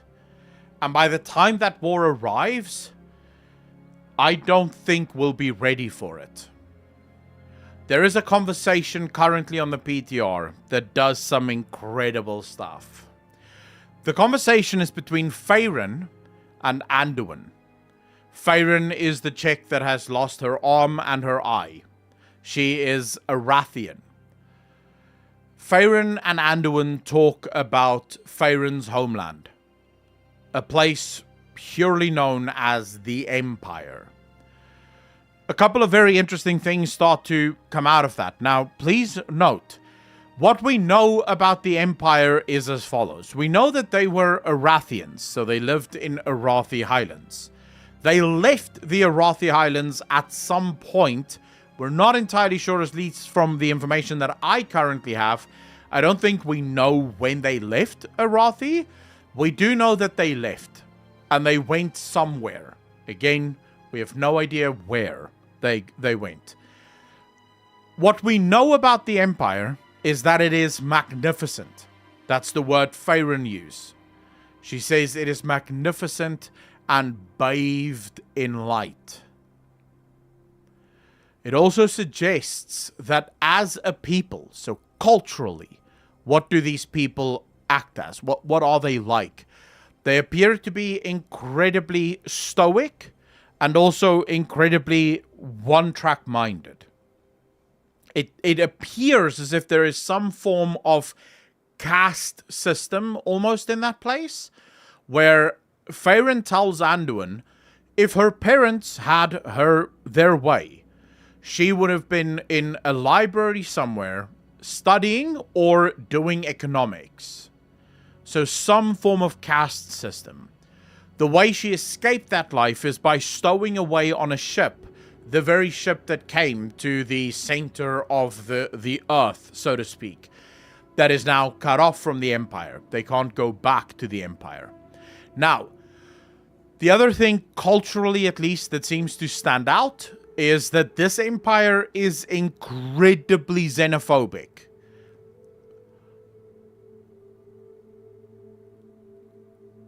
How do I put this?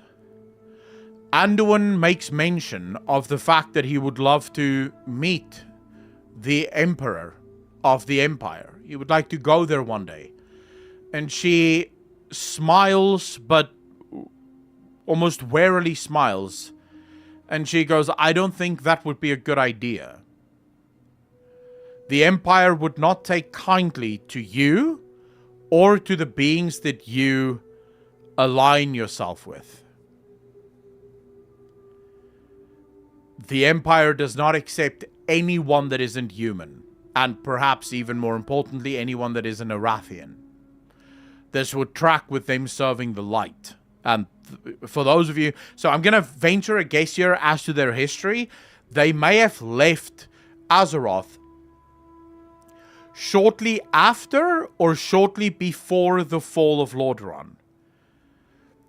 Lordaeron was the Kingdom of Light. It was also the capital city of the Alliance. It was what Stormwind is today. The difference between Lordaeron and Stormwind is while the Light does have a significant role in Stormwind, Lordaeron was considered to be the City of Light. The ruler of Lordaeron had to be either a paladin or a priest. It could not be anyone that does not have proficiency of the light. This is one of the reasons why Arthas was obsessed with becoming a paladin, even though the light would not answer him, because he could not be the rightful king of Lordaeron was he not a paladin or a priest. So it was incredibly important. The city was light start, light end. The Arathi Highlands was in service to Lordaeron. Very closely related. The nobles would constantly go to Lordaeron for all sorts of feasts and all sorts of engagements. The king of Lordaeron would also oftentimes make his way to the Arathi Highlands to visit the people of the Arathi Highlands. He was very good friends with the lords of the Arathi Highland. I think shortly after Lordaeron fell, they took their shit and they left. And the reason they left was because they would not be ruled by Stormwind. Because while Stormwind, the light has a role in Stormwind, and it is revered in Stormwind, Stormwind is not ruled by the light. Stormwind is, insofar as a city goes, a cosmically neutral city. And I believe the Arathians looked at Stormwind and said, no. We will not be ruled by a city that is not of the light. And they went away. Now, we know a couple of other things about the world, at least, that the Arathians now call home, the Empire. We know that there are no dragons, or their dragons are very different. When Anduin talks about his friendship with Rathian, Farron is surprised. Farron is almost shocked. And her explanation for why she is shocked suggests to us one of two things. Either they have no dragons there, or the dragons that they have very, very different. Because she says, you're friends with a giant creature that roams the lands and grants wishes. Now, anyone that knows anything about our dragons know that yes, they're giant, and yes, they roam the land, but no, they do not grant wishes. Okay? So, either they have dragons that grant wishes, or they don't have dragons, they only have stories of dragons. And it would track that they have stories of dragons, because Nalfarian was a dragon who we know infiltrated Arathi and Lordaeron at some point in time, and he did in some way grant wishes, although it wasn't the wishes that, it wasn't like a genie granting wishes. It was more, he was doing favors in order to gain higher esteem so that he could infiltrate and ultimately cause riots where he went. So yes, their land has no dragons. They also refer to their land as the mainland. So they don't recognize the Eastern Kingdoms or Kalimdor as legitimate mainlands, suggesting that they have been there for a number of generations. In fact, they must have been there long enough that most of those people have forgotten about the lands to the west or to the east of them. We don't know exactly where they exist, but so in other words, it's not 2 or 3 generations. It would be closer to 10 generations maybe that they've been gone, because they don't remember really anything about Kalimdor or Eastern Kingdoms, or that is where they originally came from. Here's where things get interesting about Avaloran. It could be Avaloran, But remember that we have the story in Dragonflight of the green dragon that traveled across the sea, and everyone thought that that green dragon had died, but a lot of the green dragons have had dreams about this green dragon that have found a new clutch. This gives us a bit of insight into Azeroth. It suggests that there are at least 2 more continents. The one where the green dragon went and found a new clutch, and the one where the Arathians come from. Because we know that the Arathians don't have dragons. And if they do, their dragons aren't anything like our dragons, so it can't be the green dragons. So we know at least of 2 more lands. They may be Avaloran, they may not be Avaloran. Are you telling me that there is a much bigger continent? So Grofal, according to the lore at least, here is how things stand. In the Chronicles, the Titans choose Kalimdor, the Land of Eternal Stars, not because it is the only continent on Azeroth, not even because it is the biggest continent on Azeroth. They choose Kalimdor, the Land of Eternal Stars, so this is before Kalimdor split into the Eastern Kingdoms and Kalimdor. They choose that because it is one of the bigger continents on Azeroth. That's the exact line that is used. One of the bigger continents on Azeroth. Right? So, clearly, there are other continents out there. And if those continents didn't go through the same struggles that ours went through, because remember, Eastern Kingdoms, all of the continents that we currently have available to go to, this is Northern Eastern Kingdoms, Kalimdor, Pandaria, the middle islands that you have there, including the Dragon Island or the Dragon Isles, they were all part of Kalimdor, the Land of Eternal Stars. So it is entire, and remember, it's because of Sargeras being summoned into our world that all of these planets, or this continent, would eventually be sundered. So this continent would eventually split apart, and we would now have these land masses. But imagine all of those land masses being one thing again. Now imagine other continents being that size.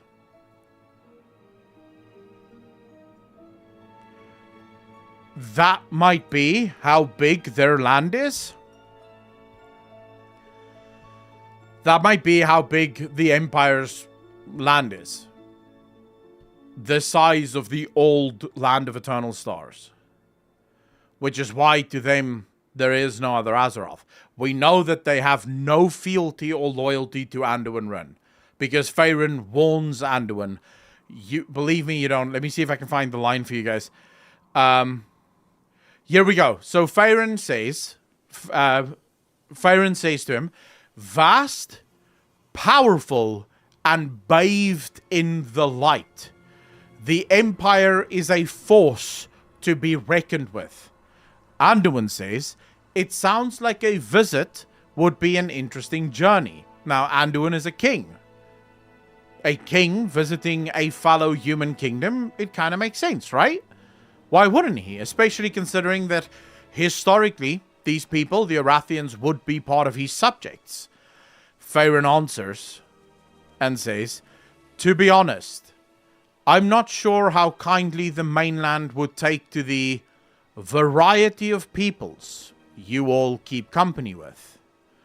We in Hallowfall know beggars can't be choosers. We need all the help we can get, and you all have proven to be fine folk. But the Empire is not so open-minded or so desperate. This suggests, by the way, that the Empire is incredibly powerful. In fact, the Empire is powerful enough that it is not desperate. It is not in need of allies.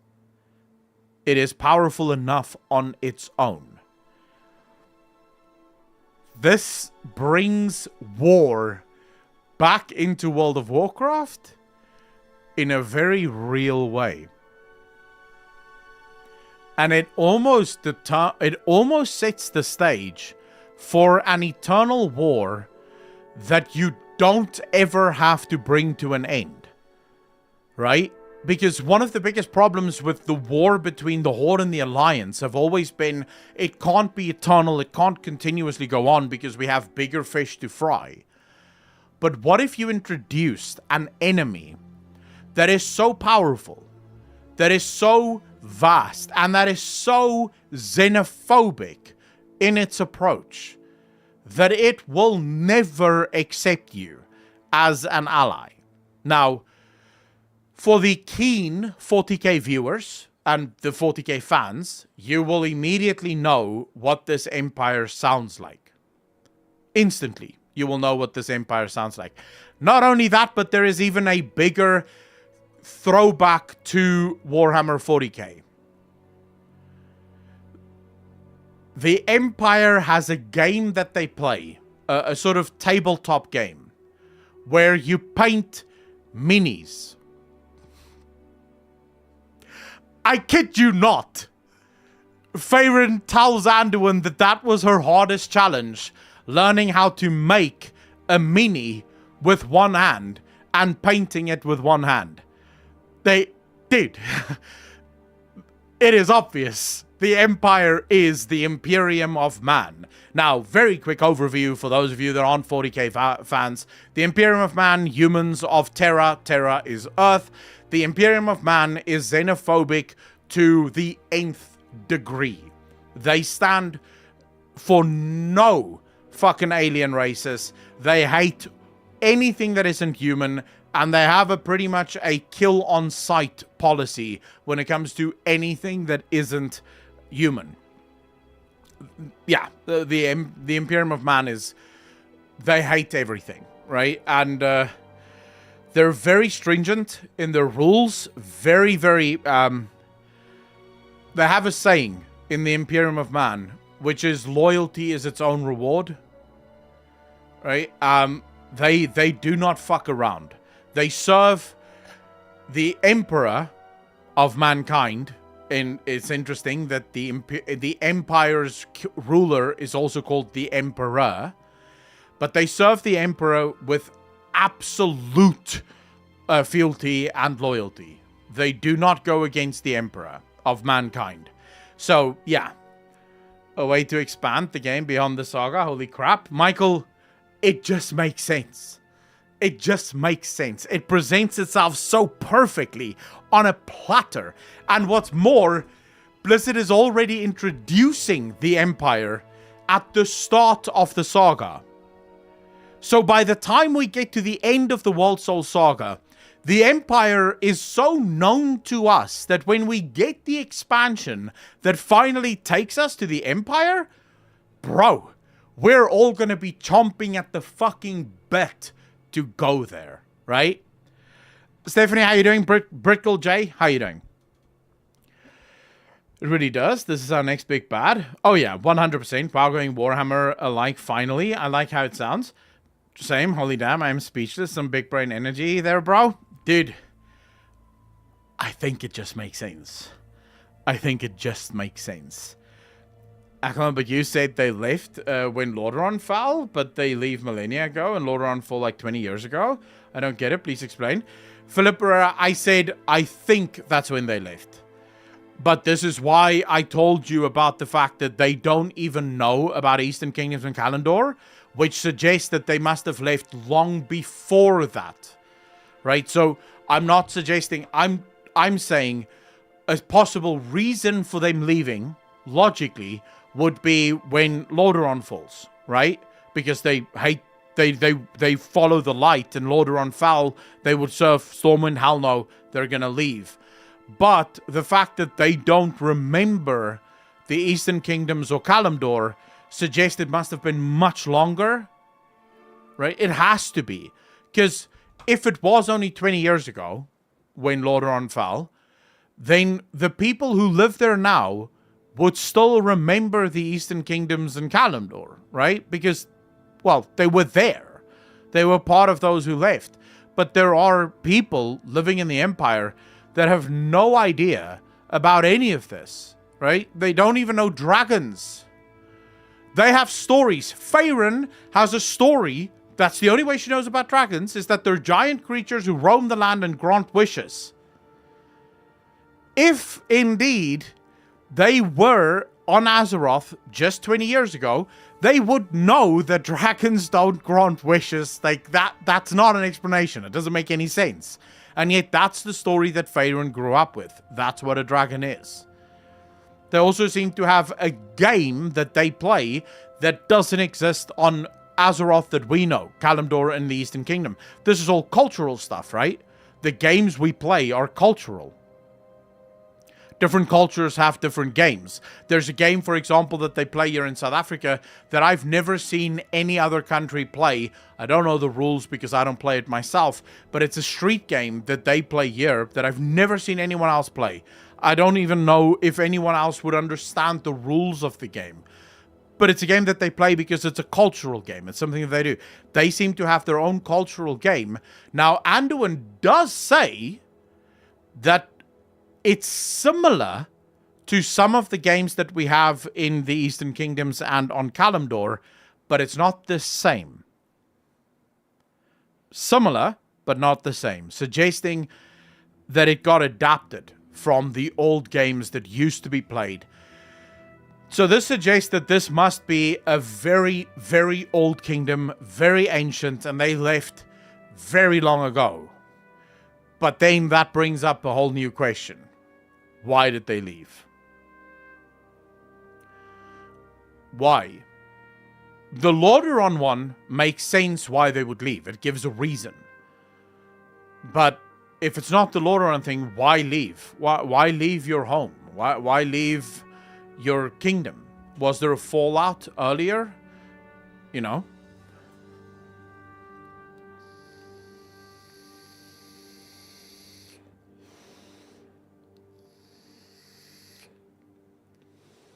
It's about 20, I think 20, maybe maximum 30 years ago that Lordaeron fell. Just had the thought that maybe the Circle of Stars could be referring to the remnants of the mega continent of Kalimdor. That is possible, yeah? No, this empire must be much, much older, especially if she says vast, powerful, and bathed in light. You're not going to get vast and powerful in 20 years, right? Especially considering the fact that a lot of that time was probably spent on ships sailing towards some fucking land that you don't even know exists. Right? Like, you don't even know that where that land would be, and yet you're going there. So, yeah, I'm... This must have been humans, like, of the earliest humans. You know? So, right after humans were basically given the curse of flesh, and, you know, these guys settled in the Arathi Highlands after the gift of flesh, or the curse of flesh. It must be then, but they had to have spent long enough to at least get boats.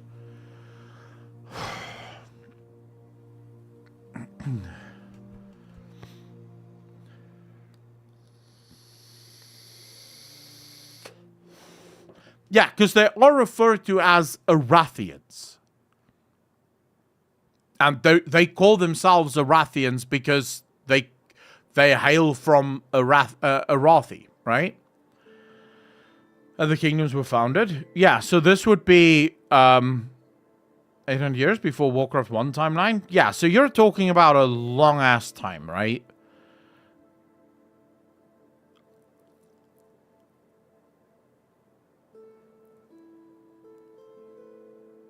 Oh, man.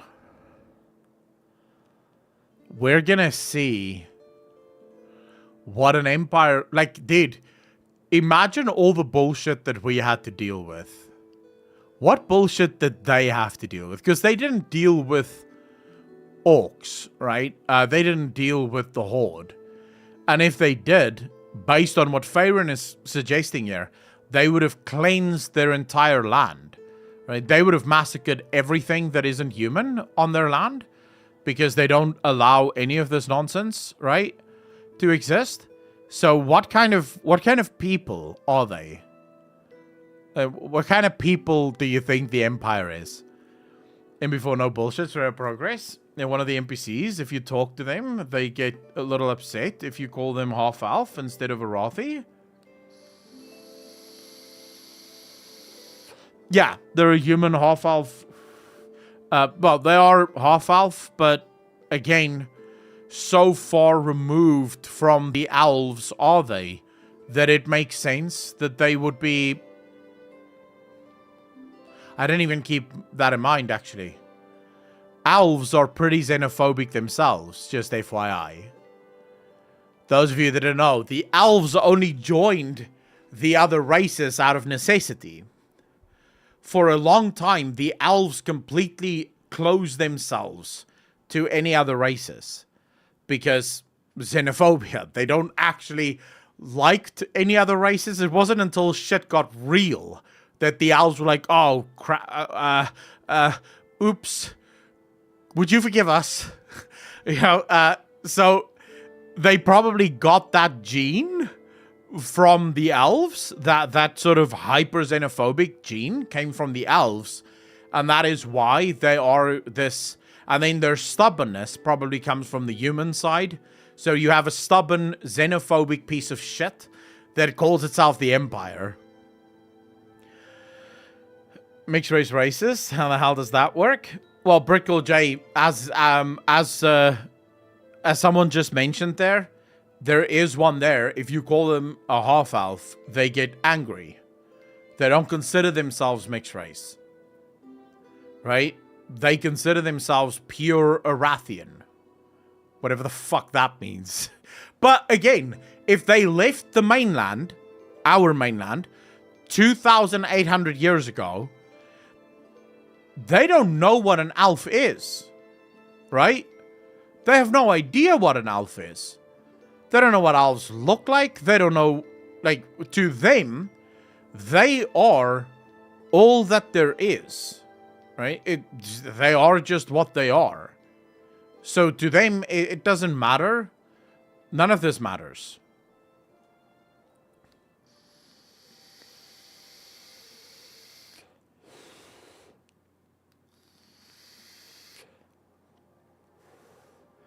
Their first kingdom, because they saw the trolls as a threat when they kicked High Elves' asses. Z-Vengeance, when you're saying their first kingdom, are you talking about the Empire Kingdom? Or are you talking about the Arathi Empire? So, when it was still in the Arathi Islands. Because, yeah, but the Arathi Empire that was still in the Arathi Islands would not be related to this new one. The people who live in this new one would have little to no knowledge of the original Arathi Empire. They had left long ago. So long ago, in fact, that they don't even really remember the old continents, as it were. Right? So they would not have any of that knowledge unless that knowledge was written down and kept in some kind of book in a library somewhere. Right? So long forgotten. You could hear it. She was surprised when Anduin said he's a friend with a dragon. Because to them, dragons are sort of stories in books. It's not an actual thing, right? It's not an actual thing. It's like it's a thing that you read about. It's, for example, if I told you I'm friends with a dragon, you would slowly back away. If someone came up to you in real life and said, oh, yeah, I'm friends with a dragon, you would slowly back away, turn around, and run away. Because this is clearly a crazy person, right? When Anduin says he's friends with a dragon, she is surprised, because it's almost as if she didn't know that dragons were real. And yet here Anduin is talking about how not only are they real, but they play games and they're sort of normal. So yeah, they wouldn't know anything about any of the races on Azeroth. To them, what they are is pure. And they wouldn't be wrong. 2,800 years is a long time, so that would sort of create a purity in their bloodlines at least.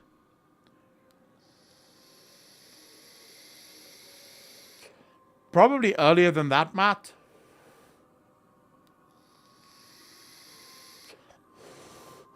TJ, so according to what she tells Anduin, she says dragons are giant creatures that roam the land and grant wishes. Does that sound like any fucking dragon we know on Azeroth? Like, any of the dragons that we know? Which one of our dragons grants wishes? None as far as we know, right? And also, she's surprised at the fact that Anduin is friends with one, which suggests she's surprised at the fact that they even exist, right, to begin with.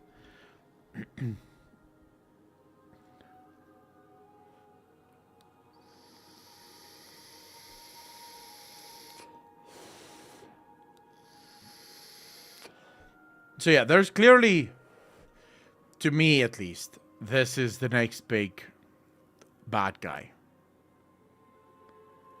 This is the next big bad guy.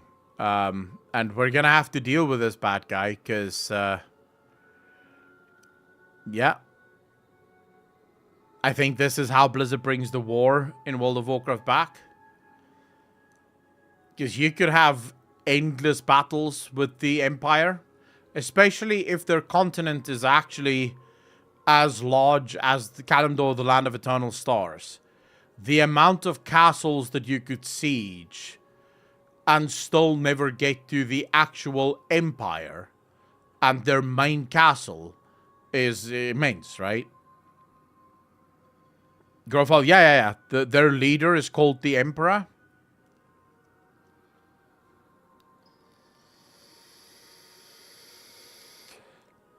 Yeah, Z-Vengeance, pack it in, bro. Pack it in. All right, boys, before I leave, before I say goodnight to all of you, does anyone have any questions? Anyone have anything that they would like to add? Anyone have anything that they wish to say? Whatever, right? So what are they going to do with the Trollbanes? I don't know. I genuinely don't. I would expect that they wouldn't even accept them. Because, as I said, according to Faerun at least, they do not take kindly to outsiders. At all. Okay, hold on. Around 12,000 years ago. About 12,000. 1,200 years ago. Oh, shit. We'll still get to see Andu and changing furthermore into Void. Now, his hope is in doubt. Because of the doubt, despair may result a change towards it. That is so loud. Why is that so loud?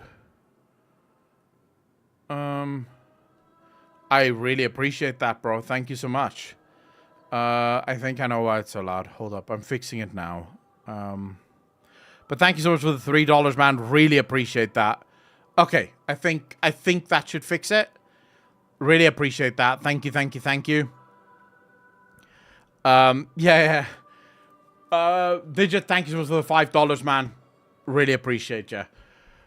We'll still get to see Anduin changing Theramore into Void. Now this hope is in doubt. Because of the doubt, despair may result in change towards it.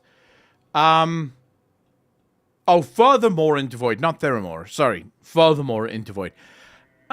So, I would say Anduin's opportunity to change into Void right now is probably greater than what it's ever been.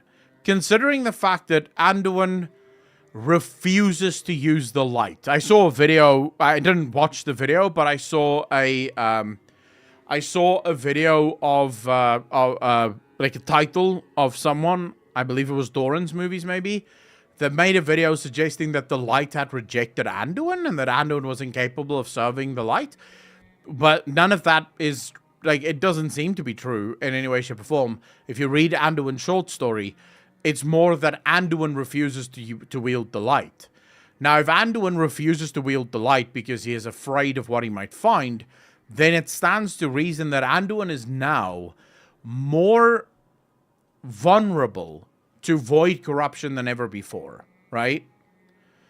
And it is entirely possible that Anduin will go through a void corrupted phase before he finally rediscovers himself. So I do think that will still happen. going to reject him, why allow him Zuval to tap into it in the Shadowlands that whole time? The Grey, yeah. I don't think the light rejected him. I think he rejected the light. Because he's first and foremost ashamed of all of the things that he's done. But if you read the short story, it's so clear that the reason he doesn't even try to wield the light is he's afraid that if he were to try, it wouldn't work. So he's sort of in that place where he doesn't even want to find out. Because if he doesn't try, he can either be or he can't be. But he wouldn't know. If he tries and it doesn't work, then he knows the light had forsaken him. So he's sort of just like, nah, I won't even try. That way, nothing, I don't know, right? And it makes it better somehow. Does Wowhead have all the short stories? I don't know if Wowhead has all the short stories, but the short stories are available. Right? Oh, shit. Digit, I didn't even see that this was your first ever super chat. Sorry, YouTube literally just said, like, here's what YouTube said. Let's celebrate their first super in a live stream. So I am the first person ever that you've given a super chat to in a live stream. Ladies and gentlemen, can I have some hearts in chat? I feel incredibly privileged. Thank you so much, Digit. Thank you, man. New specs incoming for Paladin DK. Dude, I would not mind a Paladin or a Void-esque kind of Paladin, but I don't think that would work. Because Paladins are sort of fanatical followers of the light.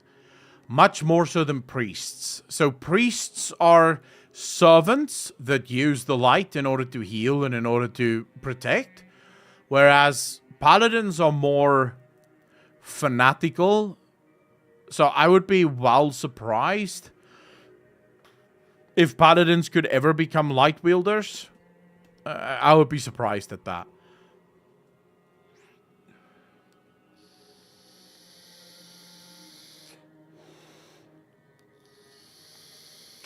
The Grey, you see, the problem that Anduin, the biggest problem Anduin faces is that he doesn't know whether it's him that enjoyed doing the things that he did or whether it was Zuval's influence that enjoyed it. Because Anduin does say this to Sylvanas. While he was being mind-controlled by Zuval, he enjoyed some of the things that he did. Some of the killing and some of the sort of bad stuff that he did, he found it was enjoyable. At least to him. And this really bugs him. Because he doesn't know if it was him or if it was Zuval.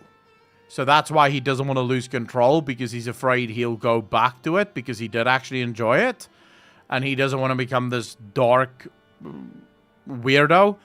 I think what Anduin will find out is that the thing that enjoyed it wasn't Zuval, nor was it necessarily just him. It was the void corruption in him. Because we already know that there is void inside Anduin.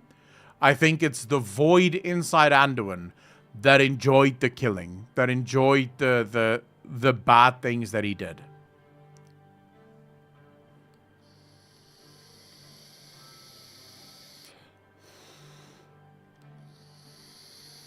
Brittle J, yeah, pretty much. I want them to make more story and explore that Elune priestess who became paladin in Legion. Which one is that, Truxy? This year is just loaded with MMOs and MMO updates. ESO now FF14, then Guild Wars 2 and WoW. Also many other MMOs free to play and more are being worked on. True. What heroic spec are you looking forward to playing most? Herald of the Sun, Red Pally for myself. Oh, I don't know anything about the heroic talents. The hero talents, I haven't even looked into any of them. It will be Warlock something, always Warlock. I still believe that the biggest mistake Blizzard could have made was call them hero talents. I think hero talents completely fucked the hero talent system. Because when you say hero talent, people expect something heroic. And in many cases, most of those talents aren't heroic, right? They're just extra talents. Blizzard have already said that this is an evergreen feature. It's not going away. These are just expansions of the talent system. So it sort of creates this thing of, you called it Hero Talents, making people think that it's going to be this giant, amazing thing. But then, you know, if it is going to be there forever, then clearly it's not going to be that giant, heroic thing. So yeah, I feel like... Digit, no, they've already confirmed that Hero Talents aren't going away. I don't even think they should have called them subspecs. I think they should have just announced new talents coming. You know, because it is really just that. It's just new talents. Because Blizzard have also said in the most recent interview, they don't want them to be subspecs. They're very careful that these should not... The last thing they want to do is to introduce yet another identity. They don't want Raid Paladins to walk around thinking that, oh, I'm a Herald of the Sun Raid Pally, like Badoo's just said there. They want people... You're a Raid Paladin, and yes, you do have these other talents that sort of change things a little bit, but you're not a new class on top of what you already are, right? That's not what these talents need to be. And so from my perspective, it's sort of like, well, you made the mistake then of calling them Hero Talents. Because people expect this to be something important, right?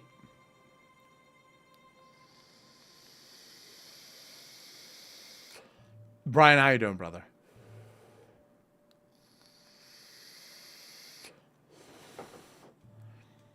I don't care. I will be Void Reaver Shadow Priest.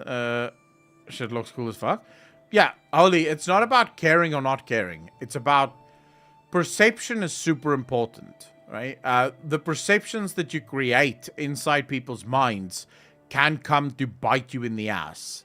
And we see this play out very often in the real world, where someone creates a perception or an expectation for something by using the wrong words for something, and then it turns out shit.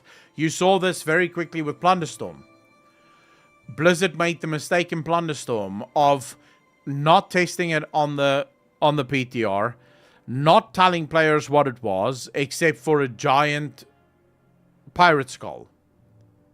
So players came up with all these theories of what it could be, and then when it finally launched, it wasn't what a lot of people expected it to be, and so a lot of people were super angry because you had created an expectation or allowed an expectation to be created, and once that expectation is created, you have so much fucking problems. Because I guarantee you that there's a lot of people that are going apeshit about the Hero Talents that they're going to get in the next expansion, and they're going to log into the game, get their Hero Talents, and they're going to be super angry that these Hero Talents don't actually seem that heroic. I guarantee you, this is going to be a mainstay complaint for a lot of people in the first few months of the expansion. Because remember, all of us are a little bit more in tune, and we know what the Hero Talents are, and we know what they do. There's a giant amount of people that don't. They looked at the expansion cinematic announcement, or the expansion announcement, they saw all of the things that's coming, and then they never looked at it again. So they have no idea what is or isn't going to happen.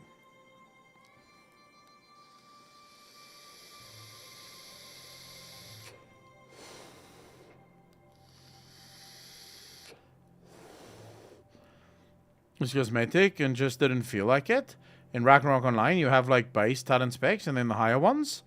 I don't think this is what Blizzard is doing, at least based on their current explanations. That's not what they're doing That's not what they're doing with this. But I mean, that can change. Anything is possible. But alright, boys. We've done 2 hours and 20 minutes, just about, almost. That's going to be it for me for this week. I will be back next week. I did promise you guys weekly episodes of Barrens Chat. So mark your calendars already. Next week, we'll be back with episode 12 of the Barrens Chat. And hopefully we'll have even more news. Well, there's actually... if I tell you guys that we only managed to cover... about 30% of what I wanted to talk about tonight. I'm not lying. I had so many more topics that we didn't get to because, well, we were talking too much about all sorts of other shit. So there's still many topics that we need to discuss, and I'm sure there's going to be many more. I really hope that you all have a wonderful weekend, that this weekend is brilliant, and you do all of the crazy fun things that you really wanted to do. I'm going to try and play some Elden Ring tomorrow on stream. So for those of you that want to watch me play Elden Ring, you're more than welcome to come join me over on Twitch. We're having a ton of fun with Elden Ring. It's such a good game. The story, the lore is just absolutely out of this world, albeit very weirdly delivered. But the vibes, man, the vibes. And you get to laugh at me dying constantly to bosses that hit way too hard. And I struggle to do them. But never mind that. I really appreciate all of you. If I don't see you again this weekend, please take care of yourselves. Be kind to each other. Be good to each other. And ladies and gentlemen, I will see all of you in the next one. Peace out, fam.